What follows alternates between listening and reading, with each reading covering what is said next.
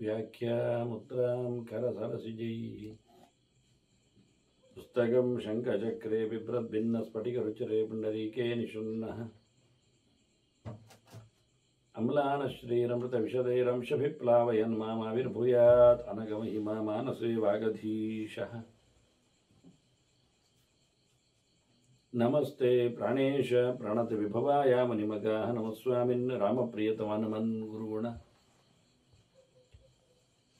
नमस्तुभ्यं भीमप्रबलतमकृष्णेष्ट भगवन् नमः श्रीमन्मध्वप्रदिश सुदर्शन्नो जय जय श्रीगुरुभ्यो नमः। नारायणं सुरगुरुं जगदेकनाथं भक्तप्रियं सकललोकनमस्कृतं च त्रैगुण्यवर्जितमजं विभुमाद्यमीशं वन्दे भवग्रम् अमरासुरसिद्धवन्द्यं नारायणं नमस्कृत्य नरं चैव नरोत्तमं देवीं सरस्वतीं व्यासं ततो जयमुदीरये।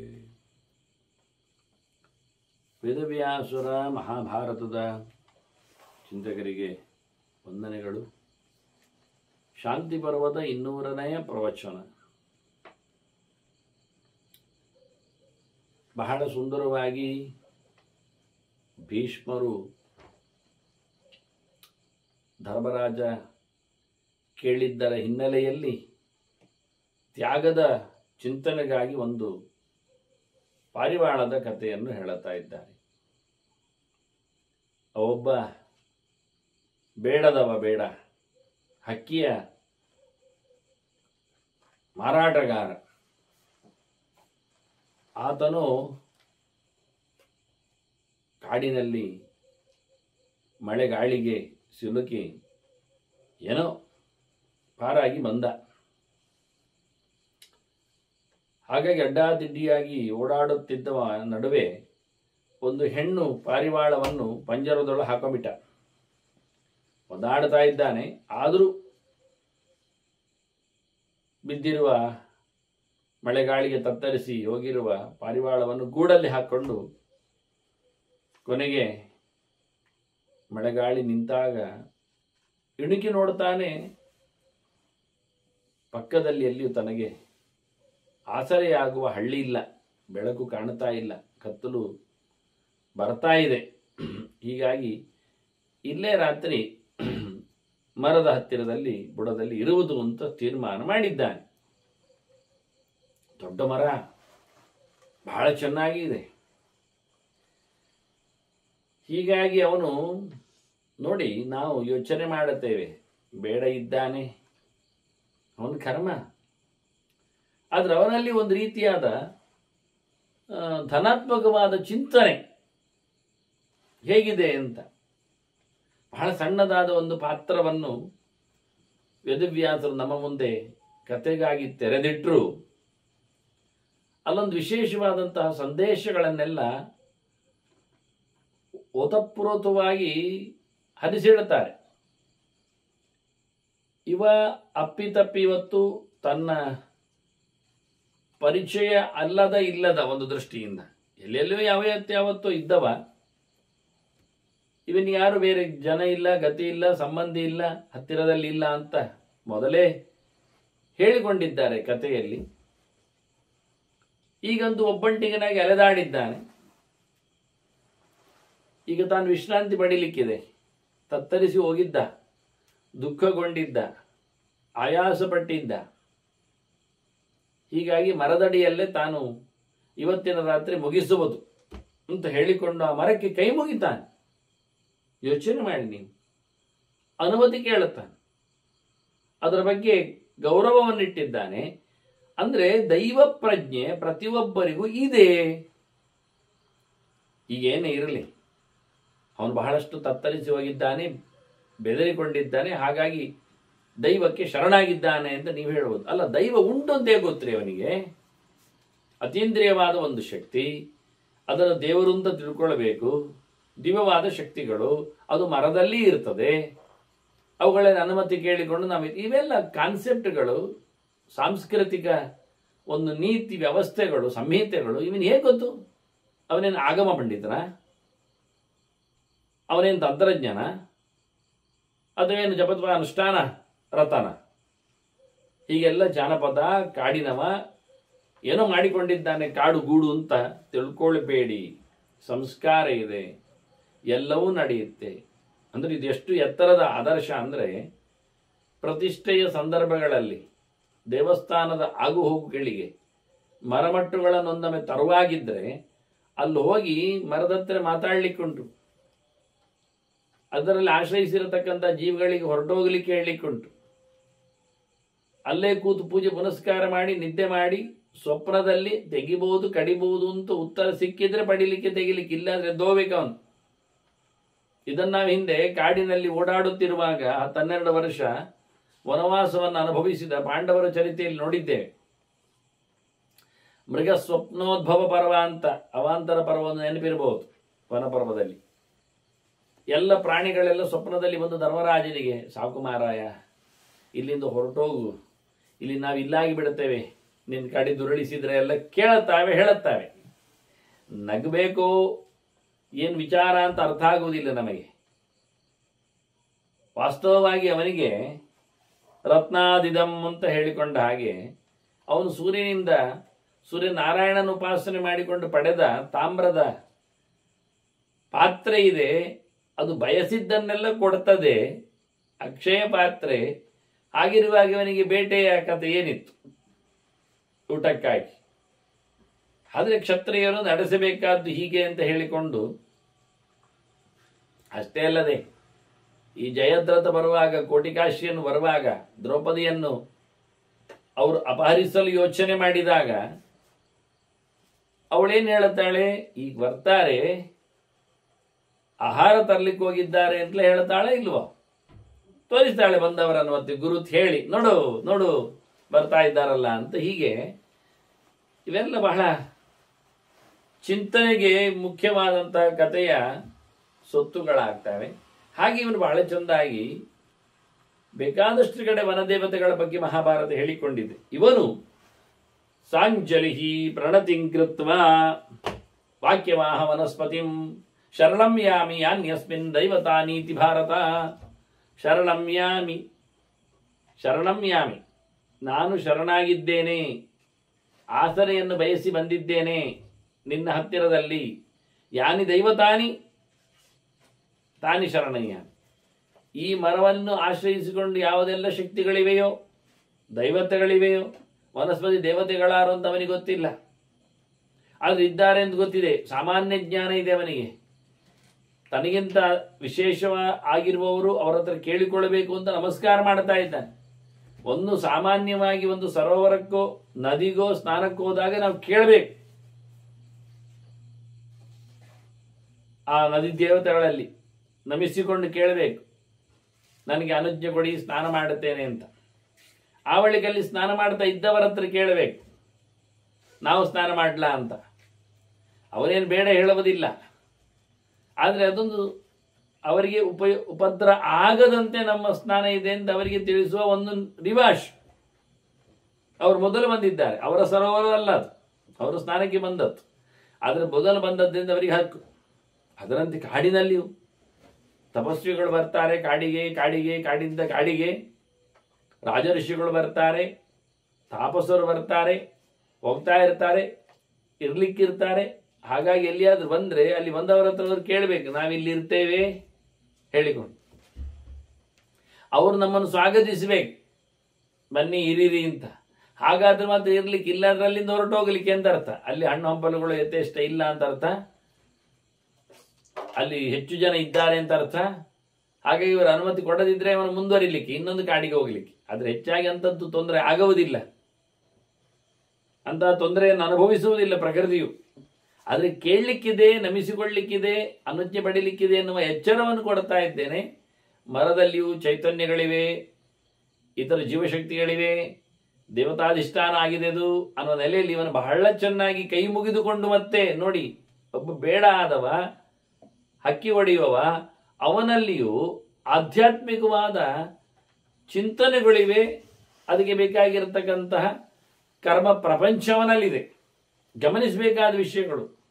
ಹಾಗಾದ್ರೆ ನಾವಿಲ್ಲಿ ಯಾರೋ ಕೆಲವರು ಬುದ್ಧಿಜೀವಿಗಳು, ನಾಸ್ತಿಕವಾದಿಗಳು, ಒಪ್ಪದವರು, ನಂಬಿಕೆ ಬಿಟ್ಟವರು ಎಲ್ಲ ಹೇಳಿಕೊಳ್ಳುತ್ತೇವೆ, ಅಥವಾ ಅವರು ಹೇಳಿಕೊಳ್ಳುತ್ತಾರೆ.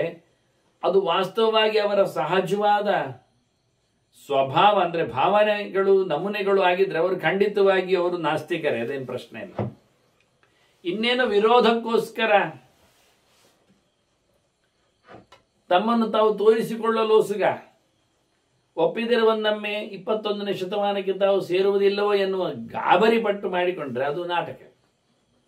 ಅಂದ್ರೆ ಸಹಜವಾಗಿ ಮನುಷ್ಯನಲ್ಲಿ ಜನ್ಮ ಜನ್ಮಾಂತರಗಳ ಸಂಸ್ಕಾರಗಳಿಂದ ಆಸ್ತಿಕ್ಯದ ಪ್ರವೃತ್ತಿ, ನಂಬಿಕೆಯ ನೆಲೆ ಸ್ವಯಂ ಇರ್ತದೆ.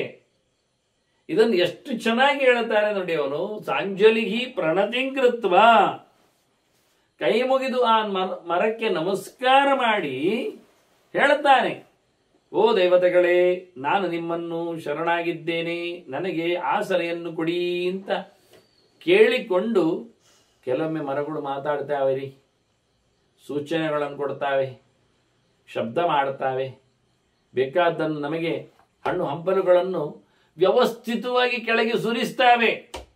ನಾನೇ ಇದನ್ನು ಕಂಡಿದ್ದೇನೆ, ನಾನೇ ಅನುಭವಿಸಿದ್ದೇನೆ.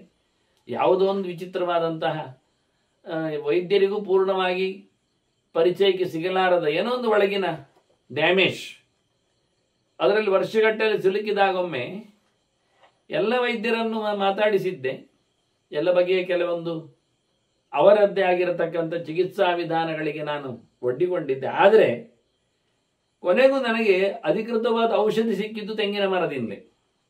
ಮನೆಯ ಅಂಗಳದಲ್ಲಿ ನೆಲೆಗೊಂಡ 100 ತೆಂಗಿನಕಾಯಿಗಳನ್ನು ಹೊತ್ತುಕೊಳ್ಳುವ ಒಂದು ವಿಚಿತ್ರ ಮರ ಇದೆ, ಅದು ಬೀಳಿಸುವುದೇ ಇಲ್ಲ. ಅಂತ ಮರ ಬಹಳ ಚೆನ್ನಾಗಿ 2 ಕಾಯಿಯನ್ನು ಉದಿರಿಸಿತು. ಅದು ಅತ್ತ ಕಾಯಿಯೂ ಅಲ್ಲ, ಇತ್ತ ಸಿಯಾಳು ಅಲ್ಲ, ಆ ರೀತಿ ಮಧ್ಯವರ್ತಿ. ಅಂದ್ರೆ ಮೇಲಿಂದ ಕೆಳಗೆ ಒಂದು 30 ಅಡಿ ಮೇಲಿಂದ ಕೆಳಗೆ ಬಿದ್ದರು, 30-40 ಅಡಿಯಿಂದ ಕೆಳಗೆ ಬಿದ್ದರು, ಅದು ಒಡೆಯುವುದಿಲ್ಲ. ಆ ರೀತಿಯಾಗಿ ಅದರ ಸಿಪ್ಪೆ ದಪ್ಪ ಆಗಿದೆ. ಸುಮ್ಮನೆ 2 ಬಿತ್ತು ಏನು ಅಂತ ಬೀಳಸದ್ದು ಅಂತೇಳಿ ಬದಿಗಿಟ್ಟೆ. ಮರುದಿನವೂ 2 ಬಿತ್ತು. ಇದೇನು ಮಾಡುವ, ಸರಿ ಒಡೆದು ತಿನ್ನುವ ಅಂತ ಅದನ್ನು ಒಡೆದು ನೀರು ಕುಡಿದು ಅದರಲ್ಲಿ ತಿನ್ನಲಿಕ್ಕೆ ಇತ್ತು, ತಿನ್ನುವಂಥದ್ದು ಮಾಡಿ ಸ್ವಸ್ಥನಾದೆ. ಮತ್ತೆ ಮರುದಿನ ಪುನಃ 2 ಬಿತ್ತು. ಓಹೋ, ನಿನ್ನೆ ಪುನಃ 2 ಇತ್ತಲ್ಲ, ಅದನ್ನು ಮುಗಿಸಿದೆ. ಹೀಗೆ ಪ್ರತಿನಿತ್ಯವೂ ಅದಕ್ಕೆ ನನಗೆ ಒಂದು ವಾರದವರೆಗೆ 2 ಕಾಯಿಯನ್ನು ಉದುರಿಸಿ ನನ್ನನ್ನು ತಿನ್ನಿಸಿ ಅಡೆಗೆ ನನಗೆ ಥೆರಪಿ ಮಾಡಿ ಬಿಟ್ಟಿದ್ದು. ಮತ್ತಿಲ್ಲ, ಕಾಯಿಲೆ ಇಲ್ಲ. ಅದು ಕಾಯಿಲೆಗೆ ಮದ್ದು. ಕಾಯಿಲೆಗೆ ಮತ್ತೊಂದು ಗೊತ್ತಾದದ್ದು ಕಾಯಿಲೆ ಹೋದ ನಂತರವೇ, ವಾರದ ಬಳಿಕವೇ. ತುಂಬಾ ಆತ್ಮೀಯವಾದಂತಹ ಒಂದು ನೆಲೆ. ಹೀಗಾಗಿ ಇವನ ಮರದ ಹತ್ತಿರದಲ್ಲಿ ಮಾತಾಡಿಕೊಂಡು ಇನ್ನು ಅವನು ಮಲಗುವ ಕತೆ ಹೇಳಲಿಯ, ಅದನ್ನು ಭೀಷ್ಮರು ಹೇಳ್ತಾರೆ ನೋಡಿ. ಕಲೀಲೇ ಅಂದ್ರೆ ಕಲೀಲೇಬೇಕು ಬಹಳ ಚೆನ್ನಾಗಿ. ಸಶಿಲಾಯಾಂ ಶಿರಕೃತ್ವ ಪರ್ಣಾನ್ಯಾಸ್ತಿ ಹಿರಿಯ ಭೂತಲೇ, ನೆಲದಲ್ಲಿ ಎಲೆ ಹಾಕಿಕೊಂಡಂತೆ, ಕಲ್ಲನ್ನು ತಲೆ ಪಕ್ಕದಲ್ಲಿ ಇಟ್ಟುಕೊಂಡಂತೆ. ಅಂದ್ರೆ ಅವನಿಗೂ ತಲೆಗಿಂಬು ಬೇಕು ನೋಡಿ, ಮಂಡೆ ಮೇಲೆ ಮಾಡಿ ಮಲಗಿದ್ದಾನೆ. ಎಷ್ಟು ಚೆನ್ನಾಗಿದೆ ನೋಡಿ. ತಲೆ ಕೆಟ್ಟವಲ್ವಾ, ನಿಜವಾಗಿ ಕಾಲ್ ಮೇಲೆ ಮಾಡಿ ಮಲಗಬೇಕು, ತಲೆ ಕೆಳಗಿರ್ಬೇಕು. ಅಂದ್ರೆ ಅವನ ಬುದ್ಧಿ ಕಮ್ಮಿ ಉಂಟು ಅಂತ ಅರ್ಥ.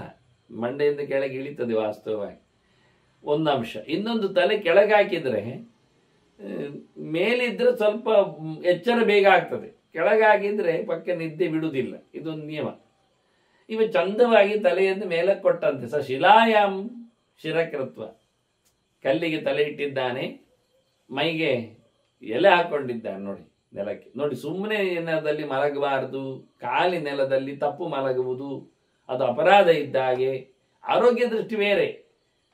ಅಂದ್ರೆ ಯಾವುದಾದ್ರೂ ಒಂದು ಹರಿದುಕೊಂಡು ಬಂದ್ರೆ ಅದು ಎಲೆ ಹಾಕಿದ ಬಾರ್ಡರ್ ಅಲ್ಲಿ ಹೋಗಿ ಬಿಡ್ತದೆ, ಇಲ್ಲ ಎಲೆ ಅಡಿಯಲ್ಲಿ ಹೋಗಿ ಕೂತ್ಕೊಳ್ತದೆ, ಹೊರತುಪಡಿಸಿ ಮೇಲೆ ಬರುವುದಿಲ್ಲ. 2ರಲ್ಲಿ 1. ಹಾವಾಗಲಿ ಇರುವೆ ಆಗಲಿ ಏನೇ ಆಗಲಿ ಪ್ರಾಣಿಗಳ ಕತೆ, ಅದು ಒಂದು ಬೌಂಡ್ರಿ ಲೈನ್ ಇದ್ದಾಗೆ ಹಾಸಿಗೆ ಅನ್ನೋದು. ಇವ ಚೆನ್ನಾಗಿ ಎಲೆಯನ್ನು ಹಾಕಿಕೊಂಡಂದ್ರೆ ಹಾಸಿಗೆಯಾಗಿ ಹಾಕೊಂಡಿದ್ದಾನೆ, ಹಾಗಾದ್ರೆ ಬೌಂಡ್ರಿ ಮಾಡಿಕೊಂಡಾಗೆ ನೋಡಿ. ಅಲ್ಲಿಗೆ ಎಲೆ ಉದುರಿದ್ದು ಅಥವಾ ಕೊಯ್ದದ್ದು ಇರಲಿ, ಅಲ್ಲಿಗೆ ಸ್ವಲ್ಪ ಅದು ವಾರ್ಮ್ ಬೆಚ್ಚಗೆ ಇರ್ತದೆ. ಇನ್ನು ಚಳಿಯಲ್ಲಿ ಮಳೆಯಲ್ಲಿ ಬಂದವ ಬೇರೆ, ಹಾಗೆ ಬೆಚ್ಚಗೆ ಮಾಡಿಕೊಳ್ಳಿಕ್ಕೂ ನೆಲ ಥಂಡಿ ಇರ್ತದೆ, ನೀರ ಪಸೆ ಇರ್ತದೆ, ಅದನ್ನು ಹೋಗಲಾಡಿಸಿಕೊಳ್ಳಿಕ್ಕೂ ಆಗ್ತದೆ. ಆದರೆ ಎಷ್ಟು ಒಂದು ಮೌಲ್ಯಯುತವಾದ ಚಿಂತನೆ ಅಂದರೆ, ಇದು ಏನೋ ಒಂದು ಓದದವನಿಗೆ, ತಿಳಿಯದವನಿಗೆ, ಬುದ್ಧಿಶೂನ್ಯನಿಗೆ ಬರತಕ್ಕಂತಹ ನಾಟಕಗಳು ಅಲ್ಲ, ಆಟಗಳು ಅಲ್ಲ. ಇದು ವ್ಯವಸ್ಥಿತವಾಗಿರುವಂಥದ್ದು ಮಾಡ್ತಾ ಇದ್ದಾನೆ ಅಂತ ಒಂದು ಒಳ್ಳೆಯ ಮಲಗುವ ಸಂಸ್ಕೃತಿಯು ಅವನಿಗೆ ಬೇಡವಾದವನಿಗೂ ಕಾಡಿನಲ್ಲಿಯೂ ಇದೆ. ಆಯ್ತಾ, ಆಗ್ತದೆ. ಅದರಲ್ಲೇ ಸಹಜವಾಗಿ ಯೋಗಿಗಳಿಗೆ ಹೇಳುವಂಥದ್ದು. ಪಾತ್ರೆ ಪಗಡಿ ಎಲ್ಲ ಬೇಕಾಗಿಲ್ಲ, ಪುರ್ಬರ್ಣ ಪಾತ್ರೈಹಿ ಅಂತ ಹೇಳಿಕೊಂಡು ಸತ್ಯಾಂಜಲೋ ಕಿಂ, ಪಾತ್ರೆ ಪಗಡಿಗಳು ಯಾಕೆ, ಅಂಜಲಿ ಇಲ್ವಾ, ಬೊಗಸೆ ಇಲ್ವಾ, ನೀರು ಕುಡಿಯೋದು ಬೊಗಸೆ ಇಲ್ಲಿ, ಪಾತ್ರೆ ಯಾಕೆ ಬೇಕು ಅಂತ. ಮತ್ತು ಪಾತ್ರೆ ಎಲ್ಲೋ ಕಳೆದೋದ್ರೆ ವ್ಯಾಮೋಹ, ಅಯ್ಯೋ ಹೋಯ್ತಲ್ಲ ಅಂತ ಸುಮಾರು ದಿವಸ ತಲೆ ಬಿಸಿ, ಯಾರೋ ಕೇಳಿಕೊಂಡು ಮತ್ತೊಂದು ಅವನಿಗೆ ಪಾತ್ರೆ ದಾನ ಮಾಡುವುದು, ಇದೆಲ್ಲ ಬೇಡ. ಮತ್ತೆ ಅದನ್ನು ಜೋಪಾನವಾಗಿ ಇಟ್ಟುಕೊಳ್ಳುವುದು ಕಳೆದೋಗದಂತೆ ಅವ, ಮತ್ತೆ ಅದರ ಮೇಲೆ ಮತ್ತೊಂದಿಷ್ಟು ರಕ್ಷಣೆಯ ವಿಧಾನ, ಎಲ್ಲೋ ತೂತು ಬಿದ್ದರೆ ಅದರ ಮೇಲೆ ಬೇಸರದ ಕತೆ, ಮತ್ತೆ ರಿಪೇರಿ ಮಾಡುವ ಯೋಚನೆ, ಬಿಸಾಡುವಾಗಿಲ್ಲ ಉಪಯೋಗಿಸಿಕೊಳ್ಳುವಾಗಿಲ್ಲ, ಅಡಿಯೇ ತೂತಾಗಿದೆ, ಪಾತ್ರೆ ಬೇಕೋ ಬೇಡವೋ, ಹೀಗೆ ಸುಮ್ಮನೆ ಹೊತ್ಕೊಂಡು ಹೋಗ್ಬೇಕು ಒಂದೊಂದು ದೂರಿನ. ಹೀಗಾಗಿ ಅವನು ಹೇಳಿಬಿಟ್ಟ, ಹರಿಯುವ ತೋಡಿದ್ದೆ, ನೀರಿದ್ದೆ, ಕಾಲುವೆ ಇವೆ, ಕೈ ಒಡ್ಡಿದ್ರೆ ಆಯ್ತಲ್ಲ, ಕುಡಿದ್ರೆ ಆಯ್ತಲ್ಲ ಪಾತ್ರೆ. ಹಾಗೆಯೇ ತಲೆ ದಿಂಬು ಯಾಕೆ ಅಂತಾನೆ, ಕೈಯೇ ಉಂಟಲ್ಲ, ತಲೆ ಅಡಿಯಲ್ಲಿ ಇಟ್ಕೊಂಡ್ರೆ ಆಯ್ತಲ್ಲ ಅಂತ ಹೇಳಿಕೊಂಡು ಬಹಳ ಚೆನ್ನಾಗಿ ಪ್ರಕೃತಿಯಲ್ಲಿ ಬದುಕುವ ಕಲೆಯನ್ನು ಹೇಳಿಕೊಟ್ಟಿದ್ದಾರೆ. ಇದನ್ನು ಸಹಜವಾಗಿ ನಡೆಸ್ತಾ ಇದ್ದಾನೆ. ಒಬ್ಬ ಬೇಡವಾದವನು ಯೋಗಿ ಅಂತ ತನ್ನ ಚರ್ಯೆಯಲ್ಲಿರುವುದನ್ನು ಬಹಳ ಚೆನ್ನಾಗಿ ನಾವು ಕಲಿತುಕೊಳ್ಳಿಕ್ಕೆ ಬರ್ತದೆ. ಹೀಗೆ ಹೇಳುತ್ತಾ ಭೀಷ್ಮರವನ ಕತೆ ಹೇಳುತ್ತಾ, ಕಾಷ್ಟದಲ್ಲಿ ಮಲಗಿದ ಪಾಪವ ದುಃಖೇನ ಮಹತಾವಿಷ್ಟ ತತಃ ಸುಶ್ವಾಪ ಪಕ್ಷಿಹ, ಹಕ್ಕಿಗಳನ್ನು ಹೊಡೆಯುವವ ಹೇಗಾದರೂ ಮಲಗಿದ, ನಿದ್ದೆ ಮಾಡಿದ, ಕಷ್ಟದಲ್ಲಿ ತುಂಬ ಒದ್ದಾಟ ಪಟ್ಟಿಕೊಂಡವ ಮಲಗಿಕೊಂಡ. ಇಲ್ಲೇನಾಯಿತು ಅಂದರೆ, ಆ ಮರದಲ್ಲಿ ಒಂದು ಹಕ್ಕಿ ಕೂತಿದೆ. ತುಂಬ ಹಕ್ಕಿಗಳ ಆವಾಸದ ಕೇಂದ್ರದ ಮರ, ಚಂದ ಚಂದದ ರೆಕ್ಕ ಪುಕ್ಕ ಉಳ್ಳಂತ ಹಕ್ಕಿ ಅಂತದ್ದು, ಯಾವುದಂತ ನಾವು ಗುರುತಿಸ್ಬೇಕು ಮತ್ತೆ ನೋಡುವಾಗ. ಅದು ಯೋಚನೆ ಮಾಡ್ತಾ ಉಂಟು, ಅಲ್ಲಯ್ಯ ನನ್ನ ಹೆಂಡತಿ ಹಕ್ಕಿ ಅಂದರೆ ಅದು ಪಾರಿವಾಳ, ಚಂದ ಚಂದದ ರೆಕ್ಕೆ ಅಂದರೆ ಹಾಗೆ ಅದರದ್ದು ಪುಕ್ಕಗಳೆಲ್ಲ ಬಹಳ ಬಗೆಯಿಂದ ಬಹಳ ಕಲರ್ಗಳನ್ನು ತಂದು ಕೊಡ್ತದೆ. ನನ್ನ ಹೆಂಡತಿ ಹಕ್ಕಿ ಹೋಗಿ ಎಷ್ಟು ಸಮಯ ಆಯಿತು, ಯಾಕೆ ಬರಲಿಲ್ಲ ಅವಳು? ತಸ್ಯ ಕಾಲಂ ಗತ ಭಾರ್ಯ ಚರಿತುಂ ಅಭ್ಯವರ್ತತ, ಹೀಗೆ ತಿರುಗಲಿಕ್ಕೆ ತಿನ್ನಲಿಕ್ಕೇನು ಹೊರಟಿದ್ದಾಳೆ, ಇನ್ನು ಹಿಂದೆ ಬರಲಿಲ್ಲ. ಸಾಮಾನ್ಯ ರಾತ್ರಿ ಆಗುವ ಬರುವುದು ಬಿಂಟು ಅವಳು. ಪ್ರಾಪ್ತಾಂಚ ರಜನೀನ್ ದೃಷ್ಟ ಸಪಕ್ಷಿ ಪರ್ಯತಪ್ಯತ್, ಕತ್ತಲಾದದ್ದು ನೋಡಿ ಅದಕ್ಕೆ ತುಂಬ ವ್ಯಥೆ ಆಯ್ತಂತೆ. ಮಳೆ ಬೇರೆ ಬಂದಿದೆ, ಗಾಳಿ ಬೇರೆ ಬೀಸಿದೆ, ಬಹಳ ಭೀಕರವಾಗಿತ್ತು ಪ್ರತಾಪ ಅದರದ್ದು. ಏನಪ್ಪ ಯಾಕೆ ಬರಲಿಲ್ಲ ಆಕೆ? ಯಾವತ್ತು ಬರ್ತಾಳಲ್ಲ, ತಡ ಮಾಡುವುದಿಲ್ಲಲ್ಲ. ಅಲ್ಲ ಏನಾದರೂ ಮಳೆಗಳಿಗೆ ಗಾಳಿಗೆ ಎಲ್ಲಾದರೂ ಪೆಡದಿಂದ ಬಿದ್ದು ಸತ್ತಲ? ಹಾಗೆಲ್ಲ ಹೇಗ್ಬಾರ್ದು.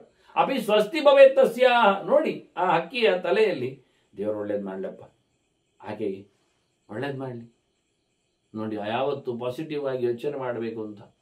ಎಲ್ಲಿಯಾದರೂ ಆಯ್ತಾ ಕೇಳಲಿಕ್ಕಿಲ್ಲ, ಒಳ್ಳೇದು ಮಾಡಲಪ್ಪ ದೇವರ ಆಕೆಗೆ. ಪ್ರಿಯಾಯ ಮಮ ಕಾನನೆ, ಕಾಡಿನಲ್ಲಿ ತಿರುಗಾಡುವವಳಿಗೆ, ನನ್ನ ಇಷ್ಟದವಳಿಗೆ ದೇವರು ಒಳ್ಳೇದು ಮಾಡಲಿ ಅಂತಾನೆ. ಹಾರೈಕೆ, ಶುಭ ಹಾರೈಕೆ. ಯಾಕಪ್ಪ ಎಲ್ಲ ಇದ್ದಾರಲ್ಲ, ಇರ್ಬಹುದಲ್ಲ ಕೇಳಿದ್ರೆ, ಇಲ್ಲ ಬೇಡ ಬೇಡ, ಯಾರಿದ್ದರೇನಂತೆ, ಪುತ್ರ ಪೌತ್ರ ವಧು ಭೃತ್ಯೈ ಅಕೀರ್ಣಮಪಿ ಸರ್ವತಃ ಭಾರ್ಯಾಹೀನಂ ಗೃಹಸ್ಥಸ್ಯ ಶೂನ್ಯಮೇವ ಗೃಹಂ ಭವೇತ್. ನೋಡಿ ಎಷ್ಟೆಲ್ಲ ಲೆಕ್ಕಾಚಾರ ಹೇಳ್ತಾನೆ ನೋಡಿ ಹಕ್ಕಿದು. ಪುತ್ರ ಪೌತ್ರ ವಧು ಭೃತ್ಯೈ ಆಕೀರ್ಣ. ಒಂದು ಮನೆ ಅಂದರೆ ಆ ಮನೆಯಲ್ಲಿ ಒಂದು ಗಂಡ ಹೆಂಡತಿ,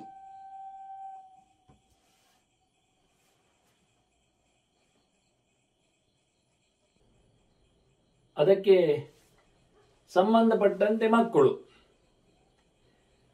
ಮಕ್ಕಳು ಅಂದರೆ ಇಲ್ಲಿ ನೋಡಿ, ಹೆಣ್ಣು ಮಗು ಇದ್ರೂ ಅದು ಮದುವೆಯಾಗಿ ಹೋಗುವುದರಿಂದ ಮದುವೆಯಾಗಿ ಹೋಗಿದೆ ಅಂತ ಲೆಕ್ಕಾಚಾರದಲ್ಲಿ ಈಗ ಅದನ್ನು ಲೆಕ್ಕಕ್ಕೆ ಇಟ್ಟುಕೊಳ್ಳುವುದಿಲ್ಲ. ಮಗನನ್ನು ಮಾತ್ರ, ಒಂದು ಮನೆ ಅಂತ ತಕ್ಷಣ ಮುಂದುವರಿಕೆಯ ಮಗ, ಅವನ ಹೆಂಡತಿ,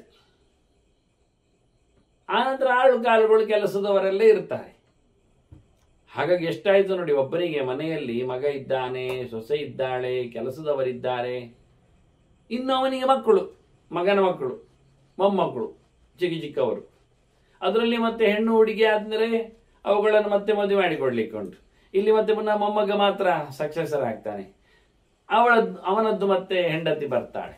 ಏನಾಗ್ಲಿ ಹೇಳಿಗಳು, ಪುತ್ರ ಪೌತ್ರ ವಧು ಭೃತ್ಯೈ ಅಕೀರ್ಣಮಪಿ ಸರ್ವತಃ. ಆದ್ರೆ ಇಲ್ಲಿ ಮಗಳ ಗಂಡನ ಅಥವಾ ಈ ತರದ್ದು ಚಿಂತನೆ ಇಲ್ಲ ಇವನಿಗೆ.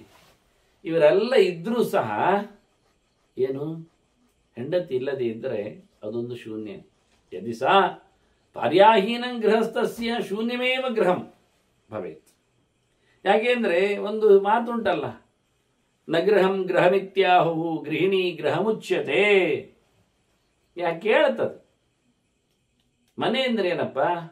ಮನೆ ಅಲ್ಲ, ಮಹಿಳೆಯೇ ಮನೆ. ಗೃಹಿಣಿ ಇದ್ದರೆ ಮನೆ ಚಂದ, ಇಲ್ಲ ಆದ್ರೆ ಇಲ್ಲ. ಗೃಹಂತು ಗೃಹಿಣೀನ ಅರಣ್ಯ ಸದೃಶಂ. ಇವ ಹೇಳುವುದು ಬಹಳ ಚೆನ್ನಾಗಿದೆ, ಅರಣ್ಯ ಸದೃಶಂ ಮತಂ ಅಂತ. ಗೃಹಿಣಿ ಇಲ್ಲದ ಮನೆ ಅದು ಕಾಡು, ಅದು ಯೋಗ್ಯ ಅಲ್ಲ. ಇದರದ್ದೇ ಮತ್ತೊಂದು ತುಂಡು ಶಬ್ದ ಬರುವಾಗ ಸ್ಮಶಾನ ಸದೃಶಂ ಅಂತ ಬಿಟ್ಟಿದ್ದಾರೆ ಬಿಡಿ. ಈ ಹಕ್ಕಿ ಹೇಳ್ತದೆ ಇದು ಕಾಡು ಆಗತ್ತೆ, ಸ್ವಯಂ ಅದು ಕಾಡಲ್ಲೇ ಕೂತಿದೆ, ದಟ್ಟವಾದ ಅರಣ್ಯದಲ್ಲೇ ಕೂತಿದೆ. ಆದರೂ ಹೇಳ್ತದೆ ಆ ಅರಣ್ಯದಲ್ಲಿಯೂ ನಾನು ಗೂಡಲ್ಲಿರೋದ್ರಿಂದ ನನಗೆ ಮನೆಯೇ ಇದೆ, ಇದು ಚೆನ್ನಾಗಿದೆ. ಆದರೆ ಈ ಹಕ್ಕಿ ಮಾತ್ರ ಇವತ್ತು ನನ್ನ ಹೆಂಡತಿ ಇಲ್ಲಲ್ಲ, ಏನ್ ಮಾಡ್ಲಿ? ಯಸ್ಯ ಭಾರ್ಯೆ ಗೃಹೇ ನಾಸ್ತಿ ಸಾಧ್ವೀಜ ಪ್ರಿಯವಾದಿನಿ ಅರಣ್ಯಂತೆ ಗಂತವ್ಯ. ನಿಜವಾಗಿ ಮನೆಯಲ್ಲಿ ಹೆಂಡತಿ ಇಲ್ಲ ಆದ್ರೆ ಕಾಡಿ ಹೋಗ್ಬೇಕು, ಉಪಯೋಗ ಇಲ್ಲ ಅಂತ ಅರ್ಥ. ಮನೆ ಬಿಡಬೇಕು, ಕಾಡಿ ಹೋಗಿದ್ರೆ ಅರಣ್ಯವಾಸ ಅಂತ ಅರ್ಥ. ಮತ್ತೆ ಎಲ್ಲ ಕಳ್ಕೊಂಡವನು. ಈಗ ನನ್ನ ಪರಿಸ್ಥಿತಿ ಆಗಾಯ್ತಲ್ಲ. ಅಲ್ಲ, ಕೆಲವರು ಹೆಂಡತಿ ಇದ್ರೂ ಓಡ್ತಾರಲ್ಲ ಕಾಡಿಗೆ ಕೇಳಿದ್ರೆ. ಇವು ಹೇಳ್ತಾನೆ ಅದು ಅಂತ ಅಲ್ಲ. ಹೇಳಿದಲ್ಲ, ಎಸ್ಯ ಬಾರೇ ಗೃಹೇ ನಾಸ್ತಿ ಸಾಧ್ವಿ. ಒಳ್ಳೆಯವಳ ಬಗ್ಗೆ ಮಾತಾಡಿ, ಕೆಟ್ಟವಳ ಬಗ್ಗೆ ಪ್ರತಿನಿತ್ಯ ಒಂದು ಅವಳು ಹೊಟ್ಲಿ ಒಂದು ನಾನು ನೋಡ್ತೇನೆ ಅಂತ ಹೇಳಿಕೊಳ್ಳುವ ಪರಿಸ್ಥಿತಿ ಅಲ್ಲ. ಹಾಗಾಗಿ ಸಾಧ್ವಿಯಾದವಳು ಮತ್ತೆ ಪ್ರಿಯವಾದಿನಿ. ಅವಳು ಕೈಂಕರ್ಯದಲ್ಲಿ ಮನಸ್ಸಿನಲ್ಲಿ ಬಹಳಷ್ಟು ಮೃದು ಸಾಧು, ಮಾತಿನಲ್ಲಂತೂ ಬಹಳ ಚೆನ್ನಾಗಿ ನನಗೆ ಪ್ರಿಯವನ್ನು ಹೇಳುವವಳು. ಇಂಥ ಹೆಂಡತಿ ಮನೆಯಲ್ಲಿ ಇಲ್ಲದೆ ಹೋದ್ರೆ ಅಯ್ಯೋ, ಕಾಡಿಗೆ ಹೋಗುವುದೇ ಚಂದ ಅಂತಾನೆ. ಕಾಡಿ ಹೋಗ್ಬೇಕೆ, ಪ್ರಯೋಜನ ಇಲ್ಲದ ಬದುಕು ಅಂತ ಅರ್ಥ. ಯದಿ ಸಾ ರಕ್ತ ನೇತ್ರಾಂತ ಚಿತ್ರಾಂಗಿ ಮಧುರಸ್ವರ. ಚಂದ ಮಾತಾಡ್ತಾಳೆ, ಒಳ್ಳೆ ಶಬ್ದ ಮಾಡ್ತಾಳೆ. ಬಣ್ಣದ ಮೈ ಬೇರೆ, ಕೆಂಪು ಕಣ್ಣು ಚೆನ್ನಾಗಿದೆ. ಅಯ್ಯೋ ಇಲ್ಲ, ಅದ್ಯ ನಾಭ್ಯೇತಿ ಮೇ ಕಾಂತ ನ ಕಾರ್ಯಂ ಜೀವಿತೇನ ಮೇ. ಇವತ್ತು ಬಾರದೇ ಇದ್ರೆ ಇಲ್ಲಿಗೆ ನಾನು ಬದುಕೇನು ಪ್ರಯೋಜನ? ನಾನು ಸಾಯ್ತೇನೆ, ನನಗೇನು ಅರ್ಥ ಇಲ್ಲ ಬದುಕಿನಲ್ಲಿ. ಎಲ್ಲಿ ಆಕೆ ಬರಲಿಲ್ಲ? ನಭುಂಕ್ತೆ ಮೈ ಅಭುಂಕ್ತೆ ಸಾ. ನಾನು ತಿನ್ನದಿದ್ರೆ ತಿನ್ನುವುದೇ ಇಲ್ಲ ಆಕೆ, ಅಷ್ಟು ನನ್ನ ಮೇಲೆ ಮೋಕೆ. ಜೊತೆಯಲ್ಲಿ ಸಾನಾ ಸ್ನಾತೆ ಸ್ನಾತಿ ಸುವ್ರತ. ಅವಳು ನಾನು ಸ್ನಾನ ಮಾಡದಿದ್ರೆ ಅವಳು ಸ್ನಾನ ಮಾಡುವುದಿಲ್ಲ. ಅಂದ್ರೆ ಅಲಂಕಾರಕ್ಕೆ, ಶೋಕಿಗೆ, ಚಂದಕ್ಕೆ ಅವಳು ಎಲ್ಲಿಯೂ ನನಗಿಂತ ಹೆಚ್ಚಿಗೆ ಹೋಗುವುದೇ ಇಲ್ಲ. ನಾನೆಲ್ಲ ಚಂದ ಮಾಡಿಕೊಂಡ್ರೆ, ಅಲಂಕಾರ ಆದ್ರೆ, ಖುಷಿ ಆದ್ರೆ, ಮುಳುಗೆದ್ರೆ ಹಾಗೆ. ಅಂದ್ರೆ ಹಕ್ಕಿ ಸ್ನಾನ ಮಾಡ್ತದೆ, ಹಕ್ಕಿಗೂ ಗೊತ್ತು ಮಾಡಬೇಕು ಅಂತ ಗೊತ್ತು, ಮಾಡಿಕೊಳ್ತದೆ, ತೊಳೆದುಕೊಳ್ತದೆ ತನ್ನ ಕೊಕ್ಕಿನಿಂದ ರೆಕ್ಕೆಗಳಲ್ಲಿ ಎಲ್ಲ ಚಂದ ಮಾಡಿ ಎಲ್ಲ ಹೇಳ್ತದೆ. ನಾನು ತಿನ್ನದೆ ತಿನ್ನುವುದಿಲ್ಲ, ಅಷ್ಟು ಪ್ರಿಯೆ. ನಾನು ಮೀಯದೆ ಚಂದ ಆಗದೆ ಅವಳು ಆಗಿಕೊಳ್ಳುವುದಿಲ್ಲ. ಮತ್ತು ಸಹ ನಾತಿಷ್ಠತ್ಯ ಪ್ರತಿಷ್ಠೇತ. ನಾನು ಕೂತ್ಕೊಳ್ಳದಿದ್ರೆ ಅವಳು ಕೂತ್ಕೊಳ್ಳುವುದಿಲ್ಲ, ನಿಂತೆ ಇರ್ತಾಳೆ ಎಂದ. ನೋಡಿ, ಹಕ್ಕಿಗಳು ಕೂತ್ಕೊಳ್ಳೋದುಂಟು, ಅಲ್ಲೇ ಕಾಲು ಮಾಡಿ ಹೀಗೆ ಕೂತ್ಕೊಳ್ತಾಳೆ. ಅಷ್ಟು ನನ್ನ ಮೇಲಿನ ಗೌರವ. ಹಾಗೆ ಇದೆಲ್ಲ ಗುರುಗಳ ಹತ್ತಿರದಲ್ಲಿ ಶಿಷ್ಯನಿರಬೇಕಾದ ಪಾಡುಗಳನ್ನೆಲ್ಲ ಪುರಾಣಗಳು ಹೇಳ್ತಾವೆ. ಹೀಗೆ ಏನ್ ಮಾಡ್ಲಿಕ್ಕೆ ಉಂಟು ಅಂತ. ಗುರುಗಳು ಊಟ ಮಾಡದೆ ಊಟ ಮಾಡ್ಲಿಕ್ಕಿಲ್ಲ, ಅವನಿಗೆ ಶಿಷ್ಯ ಪಾಠ ಅದು. ಗುರುಗಳು ಮಲಗದೆ ಮಲಗಲಿಕ್ಕಿಲ್ಲ, ಗುರುಗಳು ಕೂತ್ಕೊಳ್ಳದೆ ಕೂತ್ಕೊಳ್ಳಬಾರದು, ಗುರುಗಳು ಮೀಯದ ಮುಂಚೆ ಮೀಯಲಿಕ್ಕಿಲ್ಲ. ಇವೆಲ್ಲ ಅಲ್ಲಿಯ ಪಾಠ. ಇದನ್ನು ಚಂದವಾಗಿ ಯಾಕೆ ಹೇಳ್ತದೆ? ನನ್ನ ಹೆಂಡತಿ ಎಷ್ಟು ಚೆನ್ನಾಗಿದ್ದಾಳೆ ಕೇಳಿದ್ರೆ, ನನ್ನನ್ನು ಗುರುವಿನಂತೆ ನೋಡಿಕೊಳ್ಳುತ್ತಾಳೆ, ಅವಳು ಶಿಷ್ಯನಂತೆ ವರ್ತಿಸ್ತಾಳೆ ನನ್ನಲ್ಲಿ. ಶೇತೇಚ್ಛ ಶೈತೇ ಮೈ. ನಾನು ಮಲಗಿದ್ದಂತರವೇ ಮಲಗುದವಳು, ಮೊದಲು ಅವಳು ಮಲಗುವುದಿಲ್ಲ. ಇದು ದ್ರೌಪದಿ ಮಾತು ಹೇಳಿದ್ದಾಳೆ. ನಾವು ಕಾಡಿನಲ್ಲಿದ್ದಾಗ ದ್ರೌಪದಿಯಲ್ಲಿ ಕೇಳಿಕೊಂಡೆ. ಅವಳು ಸತ್ಯಭಾಮ ಬಂದು ಮಾತಾಡಿದಾಗ ಬಹಳ ಚೆನ್ನಾಗಿ ಹೇಳಿದ್ಲು. ಅವಳು ಕೇಳ್ತಾಳೆ, ಹೇಗೆ ನಿನ್ನ ಪಾಡು ಗಡದ್ದಾಗಿರುವುದಂದಾಗ ಅವಳು ಹೇಳ್ತಾಳೆ, ಎಲ್ಲರಿಗಿಂತ ಮೊದಲು ಮನೆಯಲ್ಲಿ ಏಳುವವಳು ನಾನು, ಎಲ್ಲರಿಗಿಂತ ಕೊನೆಗೆ ಮಲಗುವವಳು ನಾನೊಂದು. ಎಷ್ಟು ಚೆನ್ನಾಗಿದೆ. ಇಡೀ ಎಲ್ಲವನ್ನು ನೋಡಿಕೊಂಡು ಬಾಗಿಲಾಗಿದೆಯಾ, ಎಲ್ಲರಿಗೂ ಊಟ ಆಗಿದೆಯಾ, ಎಲ್ಲರೂ ಆರಾಮಿದ್ದಾರಾ, ಆನಂತರ ಪ್ರಥಮಂ ಪ್ರತಿಬುಜ್ಞಾಮಿ ಚರಮಂ ಸಂಭ್ರಮಿಸಾಮಿ ಸಂಭಿಷಾಮಿ ಚ ಅಂತ. ನಾನು ಕಡೆಗೆ ಮಲಗುವವಳು, ಮೊದಲೇ ಹೇಳುವವಳು. ಇಂತಹ ಒಳ್ಳೆಯ ಚರಿತೆ ಆಕೆದ್ದು ಹೇಳಿಕೊಂಡು ಅದನ್ನು ನೀವು ಒಪ್ಪಿಕೊಳ್ತಾನೆ, ಹೇಳ್ತಾನೆ ಶತೇಚ ಶೈತೇ ಮೈ, ನಾನು ಮಲಗಿದ ನಂತರ ಇವಳು ಮಲಗುವುದಲ್ವಾ. ಅಂತಹ ಒಂದು ಪ್ರೀತಿ ನನ್ನ ಮೇಲೆ ಆಕೆಗೆ ಇದೆ. ಹೃಷ್ಟೇ ಭವತಿ ಸಾ ಹೃಷ್ಟ ದುಃಖಿತೆ ಮೈ ದುಃಖಿತ. ನಾನು ಖುಷಿಯಲ್ಲಿದ್ದರೆ ಆಕೆ ಖುಷಿಯಲ್ಲಿರ್ತಾಳೆ, ನಾನು ದುಃಖದಲ್ಲಿದ್ದರೆ ಕಷ್ಟದಲ್ಲಿದ್ದರೆ ಆಕೆಯು ವ್ಯಸನವನ್ನು ಪಡ್ತಾಳೆ. ನೋಡಿ, ಶಬ್ದಗಳಿಗೆಲ್ಲ ಚೆನ್ನಾಗಿದೆ. ಅದೇ ಶಬ್ದ ಮುಂದುವರಿಸುವ. ಕ್ರುದ್ಧೇಚ, ನಾನು ಕೋಪದಲ್ಲಿದ್ದರೆ ಅವಳು ಕೋಪದಲ್ಲಿದ್ದಾಳೆ ಹೇಳುದ? ಇಲ್ಲ, ನೋಡಿ ಇವ್ರು ಮಾತು ನೋಡಿ ಹೇಗೆ ಅಂತ. ಹೃಷ್ಟೇ ಭವತಿ ಸಹ ಹೃಷ್ಟ ದುಃಖಿತೇ ದುಃಖಿತ ಮೈ ದುಃಖಿತ. ಮತ್ತೆ ಪ್ರೋಷಿತೆ ದೀನವದ್ದುನ ಕ್ರುದ್ಧೇಚ ಪ್ರಿಯವಾದಿನಿ. ಮುಖ್ಯ ಇರುವುದು ಹಾಗೆ. ನೀವು ನೆಗಾಡಿದ್ರೆ ನೆಗಾಡ್ತೇನೆ, ನೀವು ಮಲಗಿದ್ರೆ ಮಲಗ್ತೇನೆ, ಮತ್ತೆ ನೀವು ಊಟ ಮಾಡಿದ್ರೆ ಊಟ ಮಾಡ್ತೇನೆ, ನೀವು ಕೋಪ ಮಾಡಿದ್ರೆ ನಾನು ಕೋಪ ಮಾಡ್ತೇನೆ. ಅದು ಹೇಳಬಾರ್ದಂತೆ, ಅದು ಸರಿ ಇಲ್ಲ, ಅದು ಶಬ್ದ ಅಲ್ಲ, ಆಗಲ್ಲ. ರಪ್ಪ ಕೇಳುವ ಹಾಗೆ ಬರ್ತದೆ. ಎಂತ ಮಾಡ್ತೀನಿ ಅಂತ. ನಾನು ಬಿದ್ದರೆ ನಾನು ಬೀಳ್ತೇನೆ, ಹಾಗೆಲ್ಲ ಆಗೋದಿಲ್ಲ. ನಾನು ಬಿದ್ದರೆ ನಾನು ಎತ್ತದೇನೆ ಅಂತ ಹೇಳ್ಬೇಕಲ್ಲ. ಹೌದಲ್ಲ, ಮತ್ತೆ ಸೀದಾ ಹೇಳಿಕೊಡುವಾಗ ಸಿಕ್ಕಿ ಬೀಳುವ ಕ್ರಮ. ಕುಣಿದ್ರೆ ಕುಣಿತೇನೆ, ನಕ್ಕರೆ ನಕ್ಕತೇನೆ, ಬಿದ್ದರೆ ಬೀಳ್ತೇನೆ, ಬೀಳದಲ್ಲ, ಬಿದ್ದರೆ ಎಬ್ಬಿಸ್ತೇನೆ ಹೇಳ್ಬೇಕಲ್ವಾ. ಹಾಗೆ ಕೋಪಗೊಂಡರೆ ನಾನು ಅವಳು ಕೋಪಗೊಳ್ಳುವುದಿಲ್ಲ. ನಂಗೂ ರೈಸ್ ಆಗ್ತದೆ ಹೇಳಿಕೊಂಡು ಕೋಪ ಮಾಡಿದ್ರೆ ಕಾಡಿನ ಕಥೆ ಏನಾಗ್ತದೆ, ಹಕ್ಕಿಗಳ ಲೋಕಾನಿ ಏನಿಸ್ತದೆ. ಇವಳು ಹೇಳ್ತಾರೆ ಕೃತೇಚ ಪ್ರಿಯವಾದಿನಿ. ಒಂದು ಕಲಿಬೇಕ್ರಿ, ಪಾರಿವಾಳದ ಹತ್ತಿರ ಮಾತಾಡ್ಲಿಕ್ಕೆ ನೋಡಿ, ಕತೆ ಎಲ್ಲ ಆಗುದು ಹೀಗೆ. ನಾನು ಕೋಪಗೊಂಡಾಗ ಅವಳು ಕೋಪಗೊಳ್ಳುವುದಿಲ್ಲ, ಅವಳು ಚಂದ ಮಾತಾಡ್ತಾಳೆ, ಮತ್ತೆ ಸಾಂತ್ವನಗೊಳಿಸ್ತಾಳೆ. ಅವಳೇನು ಗಲಾಟೆಗೆ ರಂಪಾಟಕ್ಕೆ ಕಲಹಕ್ಕೆ ನಿಲ್ಲುವುದಿಲ್ಲ. ನಾನು ಹೋಗಿದ್ರೆ ತುಂಬ ವ್ಯಸನ ಪಡ್ತಾಳೆ. ನಾ ಎಲ್ಲಾದ್ರೂ ಹೊರಗೆ ಹೋಗಿ ಬಿಟ್ಟರೆ ಅಯ್ಯೋ ಬರಲಿಲ್ಲಲ್ಲ, ಬರಬೇಕಲ್ಲ ಅಂತ ತಲೆ ಎತ್ತಿಕೊಂಡು ಕಾಯ್ತಾ ಇರ್ತಾಳೆ, ತುಂಬ ವ್ಯಸನದಲ್ಲಿ ಇರ್ತಾಳೆ. ಹಕ್ಕಿಗಳಲ್ಲಿ ಸಹಜವಾಗಿ ಗಂಡು ಹೆಣ್ಣಿನ ಒಂದು ಸಂಬಂಧ ಇರ್ತದೆ. ಅದು ಎಷ್ಟು ವರ್ಷಗಳ ಕಾಲವೂ ಅದೇ ಹಕ್ಕಿಗಳಲ್ಲಿ ಆ ಅನುರಾಗ ಇರ್ತದೆ. ಗಂಡು ಬೇರೆ ಹೆಣ್ಣು ಹಕ್ಕಿ ಹತ್ತಿರ ಹೋಗುವುದಿಲ್ಲ, ಹೆಣ್ಣು ಬೇರೆ ಗಂಡು ಹಕ್ಕಿ ಹತ್ತಿರ ಓಲೈಕೆಗೆ ಬರುವುದಿಲ್ಲ. ಬಹಳ ರೇರ್. ಹಕ್ಕಿಗಳಲ್ಲಿ ಇದನ್ನು ತುಂಬ ಗುರುತಿಸಿದ್ದಾರೆ ಪಕ್ಷಿ ವಿಜ್ಞಾನಿಗಳು. ಅದಕ್ಕೆ ಮಾರ್ಕ್ ಮಾಡಿ ಕಾಲರ್ ಕಟ್ಟಿ ಎಲ್ಲ ನೋಡಿದ್ದಾರೆ. ಎಲ್ಲಿಯೋ ಒಂದು 10-20-30 ವರ್ಷಕ್ಕೆ ಒಂದೋ ಎರಡೋ ಏನೋ ತಪ್ಪು ಆಗುವುದುಂಟಂತೆ ಅದರಿಂದ. ಇದನ್ನು ನಮ್ಮ ರಾಜನು ಸಹ ಇರುವೆಯ ಭಾಷ್ಯಗಳನ್ನು ಓದಿಕೊಂಡದ್ದನ್ನು ಕಥೆಯಲ್ಲಿ ಕೇಳಿದ್ದೇವಲ್ಲ, ಹಾಗೆ ಇರುವೆಗಳು ಸಹ ಅದು ನಾನು ತಪ್ಪಿ ಕೊಟ್ಟದ್ದು ನನಗೆ ಗೊತ್ತಿಲ್ಲ, ನೀನೊಂದು ಎಣಿಸಿ ನಾನು ಇನ್ನೊಂದಕ್ಕೆ ಸ್ವೀಟ್ ಕೊಟ್ಟೆ ಎಂದು ಅದು ಹೇಳಿಕೊಳ್ತದೆ ಗಲಾಟೆ ಆದಾಗ. ಹಾಗೆ ಹಕ್ಕಿಗಳಲ್ಲಿ ತಪ್ಪಿ ಇನ್ನೊಂದೆರಡೆಗೆ ಸಾಗುವುದು ಉಂಟೇ ಹೊರತು ಜೋಡಿ ಎಂದೂ ಸಹ ಬದಲಾಗುವುದಿಲ್ಲ ಅಂತ 50 ವರ್ಷಗಳಲ್ಲಿಯೂ ಅದರ ಅಬ್ಸರ್ವೇಷನ್ ಮಾಡಿದವರು ಹೇಳುತ್ತಾರೆ. ಅಂದ್ರೆ ಈ ಪುರಾಣ, ಈ ಭಾರತ, ಈ ಚರಿತೆ ಎಷ್ಟು ಸಹಜ ಅಂತ. ಹೌದು, ನನ್ನ ಹೆಂಡತಿ ಬರಲಿಲ್ಲ ಹೇಳೋದು ಇದು ಸುಮ್ಮನೆ ನೀವು ಮಾಡಿದ ಕತೆ ಅಲ್ಲ. ಇವತ್ತು ಯಾವುದು ಪಕ್ಷಿ ವಿಜ್ಞಾನಿಗಳು 100 ವರ್ಷಗಳಲ್ಲಿ ಕಲಿತು ನೋಡಿ ಅದಕ್ಕೆ ಕಾಲರ್ ಕಟ್ಟಿ ಟೇಪ್ ಹಾಕಿ ಗುರುತಿಟ್ಟು ಹೇಳಿದ ಸಿದ್ಧಾಂತ ಉಂಟೋ ಅದನ್ನು ಅವರು ಕಥೆಯಲ್ಲಿ ಮೊದಲು ತೋರಿಸಿಕೊಟ್ಟಿದ್ದಾರೆ. ಅಂದ್ರೆ ಪಕ್ಷಿ ವಿಜ್ಞಾನವನ್ನು ನೋಡಿಕೊಂಡಿದ್ದಾರೆ. ಬದಲಾವಣೆ ಇಲ್ಲ, ಇಲ್ಲಿ ಬದಲಾಗುವುದಿಲ್ಲ. 1000 ಮೈಲು ದೂರದವರೆಗೆ ವಲಸೆ ಹೋಗಿ ಬರ್ತಾವೆ, ಆದರೂ ಬದಲಾವಣೆ ಇಲ್ಲ. ದಿಕ್ಕು ತಪ್ಪಿ ದಾರಿ ತಪ್ಪಿ ತೊಂದರೆಗೀಡಾಗಿ ಹೋಗಿಬಿಡ್ತಾವೆ, ಆದರೂ ಅಲ್ಲೇ ಬಂದು ಸೇರ್ತಾವೆ. ಎಲ್ಲಿ ಹೋಗಿಬಿಟ್ಟೆ ನಾನಿಲ್ಲ, ಇನ್ನು ಪರವಾಗಿಲ್ಲ, ಇಲ್ಲಿದ್ದ ಹುಡುಗಿಯ ಹಕ್ಕಿಯ ಜೊತೆಯಲ್ಲಿ ಇರುವ ಹಾಗೇನಿಲ್ಲ. ಮತ್ತೆ ಯಥಾ ಪ್ರಕಾರ ಅಲ್ಲಿಗೆ ಯಾವುದೋ ಹುಡುಗ ಆದೀತು, ದುಡ್ಡಿದ್ದವನ ಹತ್ತಿರ ಹೋಗಿಬಿಡುವ, ಇದಕ್ಕೆ ವಿಚ್ಛೇದನ ಕೊಡುವ ಅನ್ನುವ ಹೆಂಡತಿಯೂ ಇಲ್ಲ ಹಕ್ಕಿಯಲ್ಲಿ. ಅಂತ ಒಂದು ಅದ್ಭುತವಾದಂತಹ ಒಂದು ನೇಚರ್, ಪ್ರಕೃತಿ ಅವರಲ್ಲಿ ಇದೆ. ಆದ್ರೆ ಇದು ನಿಯಮೇನ ಗಂಡು ಹೆಣ್ಣುಗಳ ಸಂಬಂಧ ಹೀಗೆ ಇರಬೇಕು ಜೈವಿಕವಾಗಿ ಜನ್ಮಾಂತರಗಳಲ್ಲಿ ಅಂತ ಹೇಳತಕ್ಕಂಥ ಒಂದು ನಿರ್ಬಂಧ ಈ ಲೋಕದಲ್ಲಿ ಇಲ್ಲ, ದೇವತೆಗಳಲ್ಲಿ ಉಂಟು. ದೇವತೆಗಳಲ್ಲಿ ನಿಯತ ಪತ್ನಿತ್ವ ಅಂತ ಆ ಸಬ್ಜೆಕ್ಟಿನ ಹೆಸರು. ಅವರ ಹೆಂಡತಿ ಅವರ ಹತ್ರವೇ, ಇದು ಯಾವಾಗಲೂ ಅವರು ಅವತಾರಕ್ಕೆ ಬರಲಿ, ಬೇರೆ ಕಡೆ ಇರಲಿ, ಎಲ್ಲ ಕಡೆ ಅವರಿಗೆ ನಿಯತವಾಗಿ ಅವರ ಹೆಂಡತಿಯರು ಇರ್ತಾರೆ. ವ್ಯತ್ಯಾಸ ಆಗುವುದಿಲ್ಲ. ಏನೋ ಕೆಲವು ಕಥೆಗಳಲ್ಲಿ ಕೆಲವರು ಏನೇನೋ ಹೇಳ್ತಾ ಇದ್ದರದ್ದು ತಪ್ಪು ವೃತ್ತಾಂತಗಳು, ಸಮ ಇಲ್ಲ. ಅದು ದೇವತೆಗಳ ಪತ್ನಿಯರು ಯಾವುದೋ ಬೇರೆ ದೇವತೆಗಳನ್ನು ಮೋಹಿಸ್ಲಿಕ್ಕೆ ಹೋಗ್ತಾರೆ, ಹಾಗೆ ಹೀಗೆ ಹೇಳುವಂಥದ್ದೆಲ್ಲ ತಪ್ಪದು. ಮತ್ತು ಸಾಮಾನ್ಯವಾಗಿ ಋಷಿಗಳಲ್ಲಿಯೂ ಇಂತಹ ನಿಯತ ಪತ್ನಿತ್ವ ವ್ಯವಸ್ಥೆ ಇದೆ.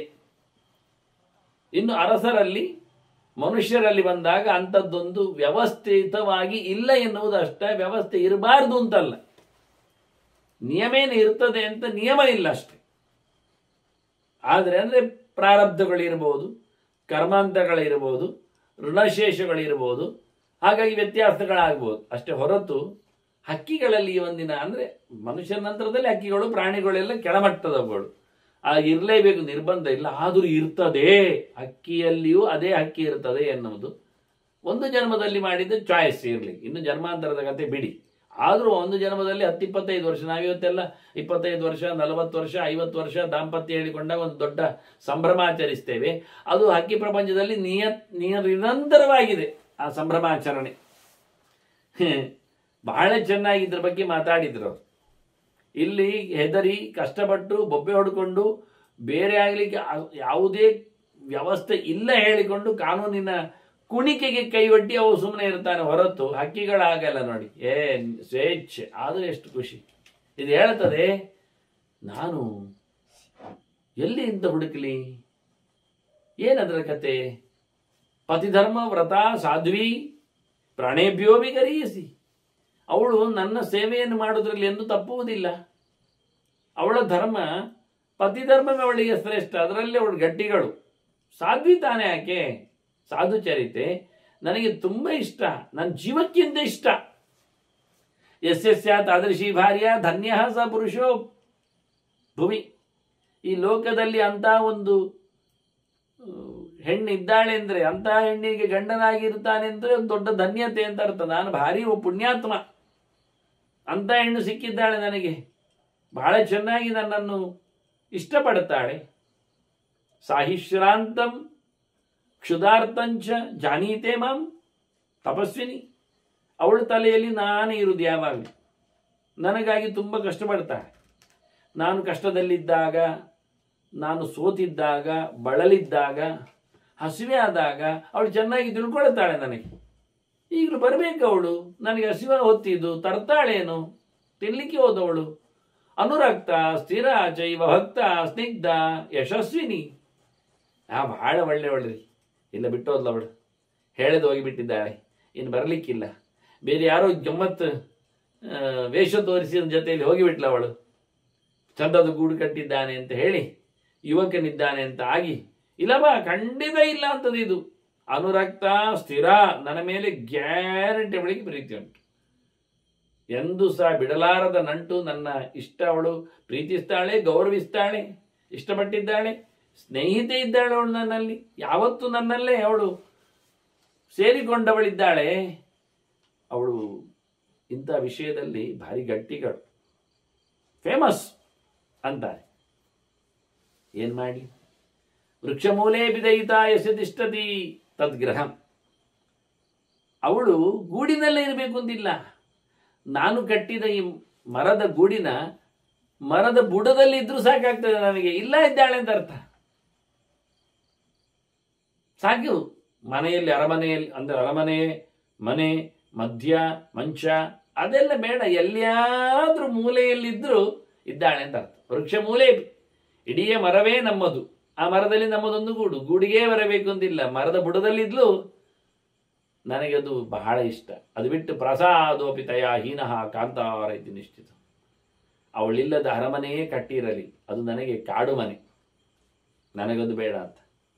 ಅದು ದಟ್ಟ ಅರಣ್ಯವೇ ಸರ್ತಿ, ಬೇಕಾದ್ರೆ ಮರದ ಬುಡದಲ್ಲೇ ಇರಲಿ ಆಕೆ, ನನಗಿಷ್ಟ ಅಂತಾನೆ. ಅದು ನಿಜವಾಗಿ ಮರದ ಬುಡದಲ್ಲೇ ಉಂಟು. ಅದೇ ಹೆಣ್ಣು ಬಾರಿ ಬಾಳ ಅವು ಇಟ್ಕೊಂಡು ಬಂದದ್ದು. ಇವನು ಯೋಚನೆ ಬರ್ತಾ ಬರ್ತಾ ಬರ್ತಾ ಅವು ಹೇಳೋದು, ಮರದ ಬುಡದಲ್ಲಿದ್ದರೂ ಸಾಕಲ್ಲ, ನನಗಿಷ್ಟ ಆಗುತ್ತಲ್ಲ ಅಂತ. ಎಷ್ಟು ಸಿಕ್ಕಿಬಿದ್ದ ನೋಡಿ. ಇಷ್ಟು ಹೇಳುವಾಗ ಯೋಚನೆ ಮಾಡಿದ, ಎಷ್ಟು ಸಹಾಯ ಮಾಡಿದ್ದಾಳೆ. ಧರ್ಮಾರ್ಥ ಕಾಮ ಕಾಲೇಶು ಭಾರ್ಯ ಪುಂಸಃ ಸಹಾಯಿನಿ. ಧರ್ಮದ ವಿಷಯದಲ್ಲಿ ಹೆಣ್ಣು ಗಂಡಿಗೆ ಸಹಾಯಕಳು, ಮಾಡಿ ಮಾಡಿ ಒಳ್ಳೆ ಕೆಲಸ ಮಾಡಿ ಅಂತ ಹೇಳುವಳು. ದುಡ್ಡಿನ ವಿಷಯದಲ್ಲಿ ಖರ್ಚು ಮಾಡಿ, ದಾನ ಮಾಡಿ, ಕೊಟ್ಟು ಬಿಡುವ ಅನ್ನುವ ಹೃದಯ ವೈಶಾಲ್ಯದವಳು. ಬಯಕೆಯ ವಿಷಯದಲ್ಲಿ ಬಹಳ ಚೆನ್ನಾಗಿ ಪ್ರೀತಿ ವಿಶ್ವಾಸದಿಂದ ಸೇರಿಕೊಳ್ಳುವವಳು. ಹೀಗಾಗಿ ಮೂರು ಸಹ ಧರ್ಮಾರ್ಥ ಕಾಮಾಹ ಸಮಮೇವ ಸೇವ್ಯಾಹ ಅಂತ ಏನು ಹೇಳಿಕೊಟ್ಟ ನೇಮ ಇದೆ. ಇನ್ನೆಲ್ಲ ಬರುತ್ತೆ ಮುಂದಕ್ಕೆಲ್ಲ. ಈ ತ್ರಿವರ್ಗದ ಚಿಂತನೆ ಗಾಢವಾಗಿ ಆಗ್ತದೆ. ಭೀಷ್ಮರು ಹೇಳುತ್ತಾರೆ, ಮೋಕ್ಷ ಧರ್ಮಕ್ಕೆ ನಾವು ಬರುವಾಗ ಅದನ್ನೆಲ್ಲ ಚಿಂತನೆ ಮಾಡಲಿಕ್ಕುಂಟು. ಈ ಹಕ್ಕಿ ಹೇಳುತ್ತದೆ, ನನಗೆ ಈ ತ್ರಿವರ್ಗದಲ್ಲಿ ಅಂದರೆ ಮೋಕ್ಷ ಮಾರ್ಗದಲ್ಲಿ ಹೆಂಡತಿಯ ಗಂಡನ ಏನು ವ್ಯವಸ್ಥೆ ಇಲ್ಲ ಎನ್ನುವ ಚಿಂತನೆ. ಅಂದರೆ ಬಿಟ್ಟು ಹೋಗುವುದಾದರೆ, ತ್ಯಾಗ ಮಾಡುವುದಾದರೆ, ಸನ್ಯಾಸಕ್ಕೆ ಬೀಳುವುದಾದರೆ ಯಾರಲ್ಲಿ ಕೇಳಲಿಕ್ಕಿಲ್ಲ, ಹೇಳಲಿಕ್ಕಿಲ್ಲ. ಯಾಕೆ ಕೇಳಿಕೊಂಡು ಸನ್ಯಾಸ ಬರುವುದಲ್ಲ. ಹೆಂಡತಿ ಹತ್ರ ಕೇಳುದು, ನಾನು ಸನ್ಯಾಸಿ ಆಗ್ತೇನೆ, ಆಗ್ಬೋದಾ?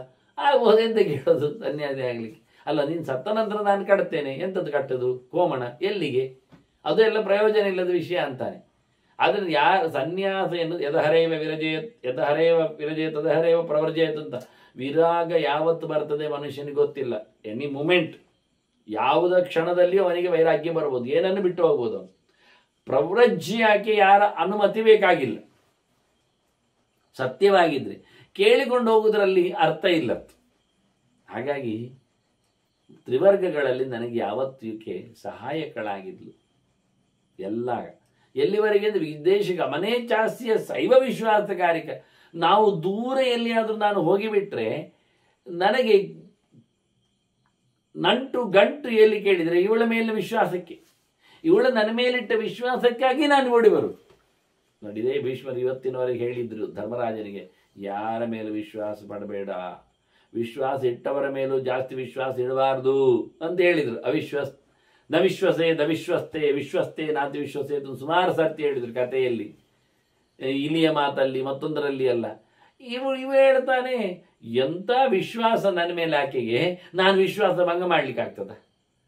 ಎಷ್ಟು ದೂರ ಹೋದರೂ ನನಗೆ ವಿಶ್ವಾಸವೇ ಇವಳ ಜೊತೆಯಲ್ಲಿ ಒಟ್ಟು ಮಾಡಿಸ್ತದೆ. ಭಾರ್ಯಾಹಿ ಪರಮೋಹಿ ಅರ್ಥ ಪುರುಷಸ್ಯ ಇಹ ಪಠ್ಯತೆ.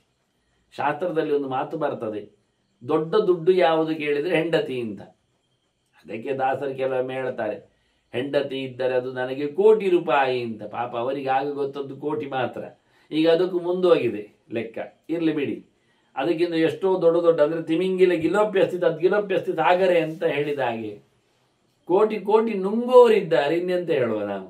ಇರಲಿ, ಇದೆಲ್ಲ ಗೆರೆಗಳು ಇಲ್ಲಿದ್ದೆ ನೋಡಿ. ಭಾರ್ಯಾಹಿ ಪರಮೋಹ್ಯರ್ಥ, ಹೆಂಡತಿ ಅಂದ್ರೇನು? ದೊಡ್ಡ ನಿಧಿ, ಗೊಪ್ಪರಿಗೆ ಅಂತ. ಗಂಡಸಿಗೆ ಅವಳೊಂದು ದೊಡ್ಡ ಸಂಪತ್ತು ಇದ್ದಾಗೆ, ಅವಳಿಗಿಂತ ದೊಡ್ಡ ಸಂಪತ್ತು ಏನುಂಟು? ಉಪಯೋಗಕ್ಕೆ ಇರುವಂಥದ್ದು ನಿರಂತರವಾಗಿ. ಅಸಹಾಯಸ್ಯ ಲೋಕೇಸ್ಮಿನ್ ಲೋಕಯಾತ್ರ ಸಹಾಯಿನಿ. ಗಂಡಿಗೆ ಸಹಾಯ ಯಾರು? ಹೆಂಡತಿ. ಹತ್ತಿರದಲ್ಲಿ ಎಲ್ಲ ಭಾವನೆಗಳಿಗೆ ಮೂರ್ತಿಯಾಗಿ ನಿಂತವಳು. ಈ ಲೋಕದ ಯಾತ್ರೆ ಏನೊಂದು ಜೀವನ ಇದೆ, ಈ ಜೀವನಕ್ಕೆ ಸಹಾಯ ಮಾಡುವವಳು. ನಮಾರೇ ಭಾರ್ಯಾಯಿ ಕಾಮಾಯ ಭಾರ್ಯಾ ಪ್ರಿಯಂ ಭವತಿ ಆತ್ಮನಸ್ತು ಕಾಮಾಯ ಅಂತ ವೇದಾಂತದಲ್ಲಿ ಹೇಳಿಕೊಂಡ ಯಾಜ್ಞವಲ್ಕಿ. ಯಾರಿಗೆ ಹೆಂಡತಿ ಪ್ರೀತಿಯ? ನನಗೆ ಪ್ರೀತಿ. ಯಾಕೆ? ನನಗೆ ನಾನೇ ಪ್ರೀತಿ ಇಷ್ಟ. ಹೆಂಡತಿ ಅದನ್ನು ಇಷ್ಟ ಮಾಡಿ ಕೊಡ್ತಾಳೆ ಅಂತೇಳಿ ನನಗೆ ಊಟ ತುಂಬ ಇಷ್ಟ. ಹಾಗಾಗಿ ಊಟ ಹಾಕುವುದರಿಂದ ಅವಳು ಇಷ್ಟ, ಇಲ್ಲ ಬಿಟ್ರೆ ಊಟ ಇಲ್ಲ ಆಗ್ತದೆ ಅಂತೇಳಿ ಬಹಳ ಚೆನ್ನಾಗಿ ಅವ. ನಿಜವಾಗಿ ಮ್ಯಾನ್ ಈಸ್ ಸೆಲ್ಫ್ ಸೆಂಟರ್ಡ್, ಮನುಷ್ಯ ಆತ್ಮಕೇಂದ್ರಿತನಿದ್ದಾನೆ. ಅಲ್ಲ, ಹೆಂಡತಿ ಹಾಗೆ ಹೇಳುವುದಿಲ್ಲ. ಹೆಂಡತಿಗೆ ಗಂಡನೇ ಇಷ್ಟ. ಅದು ಅಲ್ಲಪ್ಪ, ನಮಾರೇ ಪತ್ಯುಕ್ಕಾಮಾಯ ಪತಿಪ್ರಿಯೋ ಭವತಿ ಆತ್ಮನಸ್ತು. ಅವಳಿಗೂ ಗಂಡ ಪ್ರಿಯ ಅಲ್ಲ, ತನ್ನನ್ನು ತಾನು ಪ್ರೀತಿಸಿಕೊಳ್ಳುತ್ತಾಳೆ, ಬದುಕಿಸಿಕೊಳ್ಳುತ್ತಾಳೆ. ಆದರೆ ನೋಡಿಕೊಳ್ಳಿಕ್ಕೆ ಒಬ್ಬ ಇದ್ದಾನಲ್ಲ, ಅದಕ್ಕೆ ಅವನು ಬೇಕು. ಇಲ್ಲಾದರೆ ಅಸಹಾಯಕಳಾಗ್ತಾಳೆ, ಯಾರೋ ಜನ ಎತ್ತಿಕೊಂಡು ಹೋದ್ರೆ ಕೊನೆಗೆ. ಹೀಗಾಗಿ ತನ್ನ ರಕ್ಷಣೆಗೆ ಇವನ ಒಂದು ವಾಸ್ತವವಾಗಿ ಹೇಳಿದರೆ ಹೆಂಡತಿಗೆ ಗಂಡ ಎನ್ನುವ ಬಾಡಿ ಗಾರ್ಡ್ ಇದ್ದಾಗ ಆಗ್ತಾನೆ, ಸೆಕ್ಯೂರಿಟಿ ಇದ್ದಾಗೆ. ಮತ್ತು ಹೇಳಿದ್ದೆಲ್ಲ ತಂದು ಕೊಡ್ತಾನೆ. ತಂದು ಕೊಡುವಾಗ ಇವನು ಹೇಳಿದ್ದೆಲ್ಲ ಮಾಡಿ ಆಗ್ತಾಳೆ. ಹೀಗೆ ಅವರವರು ಸಹಾಯ ಮಾಡುವುದು. ಲೋಕಯಾತ್ರೆಯ ಒಂದು ಸಹಾಯಕ್ಕೆ ಹೆಂಡತಿ ಬಹಳ ಇಷ್ಟ. ನಾಸ್ತಿ ಭಾರ್ಯಾ ಸಮಂ ಮಿತ್ರಂ ನರಸ್ಯ ಆರ್ತಸ್ಯ ಭೇಷಜಂ. ರೋಗ ರುಜಿನಗಳೆಲ್ಲ ಮದ್ದು ಯಾರ್ರಿ? ಮದ್ದು ಯಾರು ಮಾಡಿಕೊಡುವುದಲ್ಲ, ಮದ್ದು ಯಾರು ತಂದು ಕೊಡುವುದಲ್ಲ, ಮದ್ದು ಯಾರು ಕುಡಿಸುವುದಲ್ಲ, ಇವಳೇ ಮದ್ದು. ಅವಳಿಗೆ ಆರೈಕೆ ಮಾಡ್ತಾಳೆ, ಮುಡ್ತಾಳೆ, ಅಪ್ಪಿಗೊಳ್ಳುತ್ತಾಳೆ, ಭರವಸೆ ನೀಡ್ತಾಳೆ. ಆ ಮಾತುಗಳು, ಆ ಆರೈಕೆಗಳು, ಅವಳೇ ಒಂದು ಮದ್ದು ಆಗ್ತಾಳಲ್ವಾ ಕಷ್ಟದಲ್ಲಿದ್ದವನಿಗೆ. ಮತ್ತೆ ಯಾರಿದ್ದಾರೆ? ಹೆಂಡತಿಗೆ ಸಮನಾದಂಥ ಒಂದು ಮಿತ್ರನನ್ನು ಹೇಳಿ ನೋಡಿ. ಎಲ್ಲ ದುಡ್ಡಿಗಾಗಿ, ಇನ್ನೇನೋ ಸ್ವಾರ್ಥಕ್ಕಾಗಿ, ಎಲ್ಲ ಪ್ರತ್ಯುಪಕಾರಕ್ಕಾಗಿ, ಎಲ್ಲೋ ಅವರ ಕೆಲಸ ಮಾಡಿಕೊಳ್ಳಿಕ್ಕಾಗಿ, ಬೇಳೆ ಬೇಯಿಸಿಕೊಳ್ಳಿಕ್ಕಾಗಿ, ಇಲ್ಲ ಎಂದೋ ಒಂದು ಗೆರೆ ಹೆಚ್ಚು ಕಡಿಮೆ ಆದರೆ ಇವನನ್ನು ಮುಳುಗಿಸ್ಲಿಕ್ಕಾಗಿ, ಟೊಪ್ಪಿ ಆಗ್ಲಿಕ್ಕಾಗಿ, ಮತ್ತೆಂದುಂಟು? ಯಾರು ಮಿತ್ರರಿಲ್ಲ. ಹೆಂಡತಿಗೆ ಸಮನಾದ ಮಿತ್ರ ಲೋಕದಲ್ಲಿಲ್ಲ ಅಂತ. ನಾಸ್ತಿ ಭಾರ್ಯಾ ಸಮಃ ಬಂಧು, ನಾಸ್ತಿ ಭಾರ್ಯಾ ಸಮ ಗತಿ, ನಾಸ್ತಿ ಭಾರ್ಯಾ ಸಮೋ ಲೋಕೆ ಸಹಾಯ ಧರ್ಮ ಸಂಗ್ರಹೇ. ಧರ್ಮ ಕರ್ಮಗಳನ್ನು ಮಾಡುವುದರಲ್ಲಿ ಪ್ರಧಾನ ಸಹಾಯ ಯಾರು? ಹೆಂಡತಿ. ಅವಳು ಸೇರಿಕೊಂಡ್ರೆ ಧರ್ಮ ಪೂರ್ತಿ ಆಗ್ತದೆ. ಅವಳು ಇಲ್ಲದೇ ಇದ್ರೆ ಧರ್ಮ ಆಗುವುದೇ ಇಲ್ಲ. ನೋಡಿ, ರಾಮನ್ ನೋಡಿ, ಕೊನೆಗೆ ಸೀತೆ ಬೇಕು ಅಂದಾಗ ಆಗ ನಿಮಗೆಲ್ಲ ವಸ್ತು ಸಿಗದಿದ್ರೆ ಅಂತ ಮಾಡ್ತೀರಿ ಯಾವಾಗಲೂ? ಅದಕ್ಕೆ ಸರಿಯಾಗಿ ಬಂಗಾರದಲ್ಲಿ ನಾವು ಮಾಡಿಬಿಡ್ತೇವೆ, ಅದನ್ನೇ ಮಾಡಿ ಮಿಗಿಸಿ ಅಂತ ರಾಮನ್. ಚಿನ್ನದ ಸೀತೆ ಮಾಡಿಕೊಳ್ಳಿ, ಹೇಗೂ ದಾನಕ್ಕೆ ಅವರಿಗೆ ಅಲ್ಲ, ಆಯ್ತು ಒಪ್ಪಿಕೊಂಡ್ರು. ಅಂತೂ ಬೇಕು ಬೇಕೇ ಒಳ್ಳೆ ಧರ್ಮಕರ್ಮ ಮಾಡಲಿಕ್ಕೆ ಹೆಂಡತಿಯ ಸಹಾಯ, ಅವಳ ಸಾಂಗತ್ಯ ಅದು ಬೇಕೇ ಬೇಕು. ಹಾಗಾಗಿ ಹೆಂಡತಿಗೆ ಸಮನಾದ ಬಂಧು ಇಲ್ಲ, ಹೆಂಡತಿಗೆ ಸರಿಯಾಗಿ ಒಂದು ಗತಿ ಇಲ್ಲ, ಹೆಂಡತಿಗೆ ಸಮನಾದಂತಹ ಸಹಾಯಕರು ನಮ್ಮ ಲೋಕದಲ್ಲಿ ಯಾರು ಸಿಗುವುದಿಲ್ಲ ಅಂತ ಬಹಳ ಚಂದ ಆಗಿ ಹೆಂಡತಿಯ ಗುಣಗಾನ ಮಾಡುತ್ತಾ ಹಕ್ಕಿ ಮರದ ಮೇಲೆ ಕೂತು ಹೇಳ್ತಾ ಉಂಟು. ಅಯ್ಯೋ ಬರಲಿಲ್ಲ, ಬರ್ತದೆ, ಅವಳಿಗೆ ಸಮನಾರಿದ್ದಾರೆ, ಬರದಿದ್ದರೆ ಸಾಯ್ತೇನೆ ಅಂತ ಹೇಳಿಕೊಂಡು ಕೂಗಾಡ್ತದೆ. ಮರದ ಬುಡದಲ್ಲಿದ್ದ ಹೆಣ್ಣು ಹಕ್ಕಿ ಕಪೋತಿ ಕೇಳ್ತದೆ, ಅದಕ್ಕೆ ಭಾಷೆ ಬರ್ತದೆ. ಅದು ಯೋಚನೆ ಮಾಡ್ತದೆ, ಅಹೋ ತೀವ ಸುಭಾಗ್ಯ, ನಾನು ಎಷ್ಟು ಒಳ್ಳೆಯವಳಲ್ವ, ಸೌಭಾಗ್ಯವತಿ ಅಲ್ವ ನಾನು, ನನ್ನ ಭಾಗ್ಯಕ್ಕೆ ಎಣೆ ಉಂಟೆ. ಯಾಕೆ ಅಂದರೆ ಯಸ್ಯಾಮೇ ದಯಿತ ಪತಿ, ನನ್ನ ಪ್ರಿಯಕರ ಗಂಡ ಎಷ್ಟು ಚಂದ ಮಾತಾಡ್ತಾನೆ. ಹೊಗಳಿದ ತಕ್ಷಣ ಎಲ್ಲ ಹುಡುಗಿಯರು ಹೀಗೆ ರೆಕ್ಕೆ ಬಿಚ್ಚುತ್ತಾರೆ, ಕುಣಿಲಿಕ್ಕೆ ನೋಡ್ತಾರೆ, ಕತ್ತು ಮೇಲೆ ಎತ್ತುತ್ತಾರೆ. ಅಂದರೆ ಇವಳು ಹೇಳ್ತಾಳೆ, ಅಸತೋವಾ ಸತೋವಾಪಿ ಗುಣಾನೇಮಂ ಪ್ರಭಾಷತೆ. ನನ್ನಲ್ಲಿ ಇಲ್ಲ ಬೇಕಾದ್ರೆ ಗುಣ ಇಟ್ಟುಕೊಳ್ಳುವ, ಇದ್ದ ಗುಣಗಳಾಗಲಿ ಇಲ್ಲದ ಗುಣಗಳಾಗಲಿ ಎಷ್ಟು ಚೆನ್ನಾಗಿ ಗುಣಗಳನ್ನೇ ಹೇಳ್ತಾನೆ. ಒಂದು ಚೂರು ದೋಷ ಹೇಳ್ತಾ ಇಲ್ಲ, ತಪ್ಪು ಹುಡುಕ್ತಾ ಇಲ್ಲ, ನಿಂದೆ ಮಾಡ್ತಾ ಇಲ್ಲ. ನನ್ನಲ್ಲಿ ಇಲ್ಲ ನಿಜವಾಗಿ ಇಟ್ಟುಕೊಳ್ಳುವ. ನಾನಂತಹ ಸಹಾಯಕಳಲ್ಲ, ಭಾರಿ ಆತ್ಮೀಯಳಲ್ಲ, ತುಂಬ ಗೌರವವನ್ನು ಕೊಡುವವಳು ಅಲ್ಲ. ಮಾಡ್ತಾ ಇರ್ತೇನೆ, ಮಾಡ್ತೇನೆ, ಮಾಡುವುದು ಕರ್ತವ್ಯ ಅಷ್ಟೇ ಹೊರತು ಇವ ಎಷ್ಟು ಎತ್ತರದಲ್ಲಿ ಇಟ್ಟುಕೊಂಡಿದ್ದಾನೆ. ಎಂಥ ಖುಷಿ ಆಗ್ತದೆ ನನಗೆ. ಏನು ನಾನು ಪುಣ್ಯಾತ್ಮಳಲ್ವ ನೋಡಿ. ಅದಕ್ಕೆ ಹೊರಗೆ ಬರಲಿಕ್ಕಿಲ್ಲ ಇವತ್ತು. The end. ವಾಸ್ತವವಾಗಿ ಅದು ಬೊಬ್ಬೆ ಹೊಡಿತಾ ಇದೆ, ಗಂಡು ಹಕ್ಕಿ ಸಾಯ್ತೇನೆ ಹೇಳ್ತಾ ಇದೆ. ನೋಡಿದ ಹೇಳ್ತಾರೆ, ಹೇಳುವಾಗ ಅಯ್ಯೋ ನನ್ನನ್ನು ಮೆಚ್ಚಿಗೆ ಹೇಳಿ ಇವ ಸಿಕ್ಕಿ ಬಿದ್ದಿದ್ದಾನಲ್ಲ ಪಾಪ ಅನಿಸ್ತದೆ. ಅದರಲ್ಲಿಯೂ ತಾನು ಒಳ್ಳೆಯದನ್ನು ಯೋಚನೆ ಮಾಡ್ತದೆ. ಆ ಹಕ್ಕಿಯೂ ಹಾಗೆ ಮಾಡಿತ್ತಲ್ಲ, ಇದಕ್ಕೆ ಒಳ್ಳೇದಾಗ್ಲಿಯಪ್ಪ, ಕಾಡಿನಲ್ಲಿ ಸಿಕ್ಕಿ ಬಿತ್ತೋ ಸತ್ತೋಯ್ತೋ ಅಂತ ಹೇಳಿಕೊಂಡು, ಇಲ್ಲ ಇಲ್ಲ ಹಾಗೆಲ್ಲ ಇಲ್ಲ ಅಂತ ಹೇಳಿಕೊಂಡು ಅದರ ಬಗ್ಗೆ ಒಳ್ಳೆಯದನ್ನು ಯೋಚನೆ ಮಾಡಿದೆ. ಇದು ಗಂಡನ ಬಗ್ಗೆ ಒಳ್ಳೆಯದನ್ನು ಯೋಚನೆ ಮಾಡ್ತಾ ಇದೆ. ಯಾರಾದ್ರೂ ಉಂಟೇನು ಲೋಕದಲ್ಲಿ ಇನ್ನೊಬ್ಬರು ಒಳ್ಳೆಯದನ್ನು ಹೇಳುವವರು? ಒಬ್ಬ ಕವಿ ಕೇಳ್ತಾನೆ, ಪರಗುಣ ಪರಮಾಣೂನ್ ಪರ್ವತೀಕೃತ್ಯ ನಿತ್ಯಂ ನಿಜ ಹೃದಯ ವಿಕಸಂತ ಸಂತಿ ಸಂತ ಕಿಯಂತಹ ಅಂತ ಲೆಕ್ಕ ಮಾಡಿದ್ದೆ. ಒಂದೆಂತ ಲೆಕ್ಕ ಮಾಡಿದ್ದು ಚೊಟ್ಟೆ. ಲೋಕದಲ್ಲಿ ಇನ್ನೊಬ್ಬರ ಸಣ್ಣ ಗುಣಗಳನ್ನಾದರೂ ದೊಡ್ಡ ಮಟ್ಟದಲ್ಲಿ ಹೇಳಿಕೊಂಡು ತಿರುಗಿ ಅವನ ಆದರ್ಶವನ್ನು ಪಾಲಿಸಿಕೊಳ್ಳುವವರು ಒಳ್ಳೆಯವರು ಎಷ್ಟು ಜನ ಸಿಗ್ತಾರೆ ಹೇಳು ಅಂತ. ಎಲ್ಲಿ ಸಿಗ್ತಾರೆ?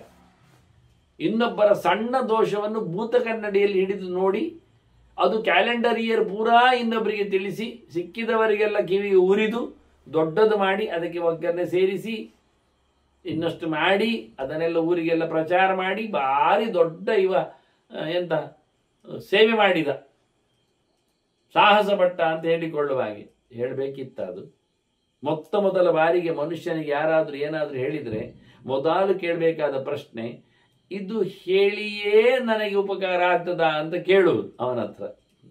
ಹೇಳುವುದು ಮುಂಚೆ, ಹೇಳಿದ ನಂತರ ಅಲ್ಲ. ಏನಾದರೂ ಯಾರದ್ದಾದರೂ ಸುದ್ದಿ ಎಂಥದ್ದಾದರೂ ಹೇಳಲಿಕ್ಕೆ ಬಂದರೆ ಇದು ನನಗೆ ಸಂಬಂಧಿಸಿದೆಯೇ ಅಂತ, ಸಂಪೂರ್ಣವಾಗಿ ನನಗೇ ಸಂಬಂಧಿಸಿದೆಯೇ ಅಂತ ಅವನ ಹತ್ರ ಕೇಳೋದು. ಇಲ್ಲ ಆದರೆ ಹೋಗಯ್ಯ ಅನ್ನೋದು, ಬೇಡ ಹೇಳಬೇಡ. ನನಗೆ ಸಂಬಂಧಿಸಿದ್ದ ಹೇಳಲಿಕ್ಕೆ, ಅದರಿಂದ ನನಗೇನಾದರೂ ಸಂಬಂಧ ಉಂಟ ವಿಷಯದಲ್ಲಿ? ಇಲ್ಲ. ಯಾರೋ ಏನೋ ಯಾವುದೋ ಬಗೆಯಲ್ಲಿದ್ದರೆ ನಾನು ತಿಳ್ಕೊಂಡು ಏನು ಮಾಡಲಿಕ್ಕೆ ಉಂಟು? ಮೊದಲು ಏನಾದರೂ ಯಾರು ಹೇಳಲಿಕ್ಕೆ ಬಂದರೆ ಮೊದಲು ಕೇಳಬೇಕಾದವರ ಹತ್ರ ನನಗೆ ಸಂಬಂಧಿಸಿದ ವಿಷಯವೇ ಅಂತ. ಹೌದು ಅಂದ ಇಟ್ಟುಕೊಳ್ಳುವ, ನಿನಗೂ ಸಂಬಂಧಿಸ್ತದೆ ಅಂತ ಯೋಚನೆ ಮಾಡುವ. ಆ ಕೂಡಲೇ ಅವನ ಹತ್ರ ಕೇಳಲಿಕ್ಕೆ, ಇದನ್ನು ನನಗೆ ಹೇಳಲಿಕ್ಕೆ ಹೇಳಿದರ ಅಂತ ಕೇಳಲಿಕ್ಕೆ ಯಾರಾದರೂ ಇಲ್ಲ ಆದ್ರೆ ಹೋಯ್ತು. ಎಷ್ಟು ಚೆನ್ನಾಗಿರುತ್ತೆ ನೋಡಿ. ಹಾಗಾಗಿ ಇವಳು ಹೇಳ್ತಾಳೆ, ನನ್ನ ಗುಣಗಾನ ಮಾಡ್ತಾನಲ್ಲ ಇವ, ಆಹಾ ಬಹಳ ಚೆನ್ನಾಗಿದೆ. ನಿಜವಾಗಿ ಅವಳೆ ಹೆಂಡತಿ, ಅವಳೆ ಹೆಂಗಸು ಅಂದ್ರೆ ಸಾಹಿ ಸ್ತ್ರೀ ಇತ್ಯವಗಂತವ್ಯ ಯಸ್ಯ ಭರ್ತಾತು ತುಷ್ಯ. ಯಾರ ಗಂಡ ಖುಷಿ ಪಡ್ತಾನೆ ನಿಜವಾಗಿ ಅವನ ಹೆಂಡತಿ ಯೋಗ್ಯಳು ಅಂತ ಅರ್ಥ. ಹೆಂಡತಿ ಅಂದ್ರೆ ಹೆಣ್ಣು ಅಂದ್ರೆ ಅದೇಯ, ಇಲ್ಲದದ್ದು ಹೆಣ್ಣ ಬಜಾರಿ, ಅದು ಬೇರೆ, ಅದು ಪಿಶಾಚಿ, ಅದು ಹೆಣ್ಣಾಗುವುದಿಲ್ಲ. ಯಾರು ಗಂಡನನ್ನು ಸಂತೋಷಿಸ್ತಾಳೆ ಅವಳೇ ಹೆಂಗಸು, ಹೆಣ್ಣು ಅಂತ ಎಷ್ಟು ಚೆನ್ನಾಗಿ ಹೇಳ್ತಾಳೆ ನೋಡಿ. ವಾಸ್ತವವಾಗಿ ಹೇಳ್ತಾರೆ, ಸಾಹಿ ಸ್ತ್ರೀತ್ಯವಗಂತವ್ಯ ಯಸ್ಯ ಭರ್ತ ತುತುಷ್ಯತಿಯಿಂದ ಒಂದು ಶಬ್ದ ಆಗ್ಬೋದು ಇದು ನೋಡುವಾಗ, ವೇದವ್ಯಾಸರು ಕೊಟ್ಟದ್ದು. ತುಷ್ಯತಿ ಮಾತ್ರ ಅಲ್ಲ, ಭರ್ತಾತು ತುಷ್ಯತಿ ಅಲ್ಲ, ಭರ್ತ ತುತುಷ್ಯತಿಯಿಂದ, ತುತುಷ್ಯತಿಯಿಂದ ಭಾರಿ ಖುಷಿ ಪಡ್ತಾನೆ ಅಂತ ಅರ್ಥ. ಅದೊಂದು ನಮ್ಮದು ತೋಷದಲ್ಲಿ ಭಾರಿ ತೋಷ ಅಂದ್ರೆ ತುತುಷ್ಯತಿಯಿಂದ ಹೇಳಲಿಕ್ಕೆ ಬರಬಹುದು, ಬರ್ತದೆ. ವ್ಯಾಸರ ದೃಷ್ಟಿ ಏನು ಮಾಡು, ವ್ಯಾಕರಣದ ದೃಷ್ಟಿ ಅಲ್ಲ, ವ್ಯಾಸರಿಗೆ ನೂರಾರು ವ್ಯಾಕರಣ ಗೊತ್ತು. ಹೀಗೆ ಒಂದು ಗಮ್ಮತ್ತು. ಸಂತೋಷಿಸ್ತಾನೆ, ಅವಳನ್ನು ಸಂತೋಷಿಸುವಷ್ಟು ಸಂತೋಷಿಸ್ತಾನೆ. ಯಾವ ಹೆಂಡತಿ ಅಂತ ಹೇಳ್ತಾನೆ, ಖುಷಿ ಆಯ್ತು. ಯಾಕೆಂದ್ರೆ ತುಷ್ಟೇ ಭರ್ತರಿ ನಾರೀಣಾಂ ತುಷ್ಟಾಸ್ಯೋ ಸರ್ವದೇವತಾ. ಹೆಣ್ಣಿನ ಗಂಡಂದಿರು ಒಂದೊಮ್ಮೆ ಖುಷಿ ಪಟ್ಟರೆ ಇಡೀ ಲೋಕ ಖುಷಿ ಪಡ್ತದೆ, ದೇವತೆಗಳು ಖುಷಿ ಪಡ್ತಾರೆ. ಹೆಣ್ಣಿನಿಂದಾಗಿ ಗಂಡನಿಗೆ ಖುಷಿ ಆಯ್ತು ಅಂದ್ರೆ, ಗಂಡು ಸಂತಾನಗಳು ಸಂಭ್ರಮಿಸಿದರೆ ಇಡೀ ಜಗತ್ತು ಸಂಭ್ರಮಿಸ್ತದೆ. ಅವಳು ಹೇಳುತ್ತೆ, ಯಾಕೆಂದ್ರೆ ಅಗ್ನಿಸಾಕ್ಷಿಕಮಪ್ಪೇತತ್ ಭರ್ತಾಹಿ ಶರಣಂ ಸ್ತ್ರೀಯ. ಹೆಣ್ಣಿಗೆ ಯಾರಪ್ಪ ಶೆಲ್ಟರ್, ಯಾರಪ್ಪ ಕೊನೆ, ಯಾರಪ್ಪ ಗತಿ ಕೇಳಿದ್ರೆ ಗಂಡ ಅಲ್ವಾ? ಹೇಗೆ ಗೊತ್ತು? ಅಗ್ನಿಸಾಕ್ಷಿ. ನೋಡಿ ಇವಳು ಎಲ್ಲಿ ಅಗ್ನಿಸಾಕ್ಷಿ ಮದುವೆ ಆದದ್ದು, ಅಕ್ಕಿಗಳಲ್ಲಿಯೂ ನೋಡಿ ಅಗ್ನಿಸಾಕ್ಷಿಯ ಕಥೆ ಉಂಟು. ಅದೇ ಹೇಳ್ತದೆ, ಅಗ್ನಿಸಾಕ್ಷಿಕಮಪ್ಪೇತತ್. ಗಂಡು ಹೆಂಡತಿ ನಿಜವಾಗಿ ಗಂಡಿಗೆ ಅತ್ಯಂತ ಆತ್ಮೀಯವಾಗಿ ಇರುತ್ತದೆ. ಅದೇ ಅವನಿಗೆ ಗಂಡನೇ ಅವಳಿಗೆ ಪೂರ್ಣವಾದಂತಹ ಪ್ರಾಪ್ತಿಸ್ಥಾನ ಅನ್ನುವುದು ಬಹಳ ಚೆನ್ನಾಗಿ ಅಗ್ನಿಸಾಕ್ಷಿಕವಾಗಿ ಅಂದರೆ ಮದುವೆಯ ಒಂದು ಸಂಬಂಧದಿಂದ ಆಗಿರ್ತದೆ ಅಂತ ಹೇಳಿಕೊಳ್ಳುತ್ತದೆ, ಯೋಚನೆ ಮಾಡಿಕೊಳ್ಳುತ್ತದೆ. ಇನ್ನು ಮಾತಾಡಬೇಕು ಅಂತ ಅನಿಸಿದೆ ಅದಕ್ಕೆ.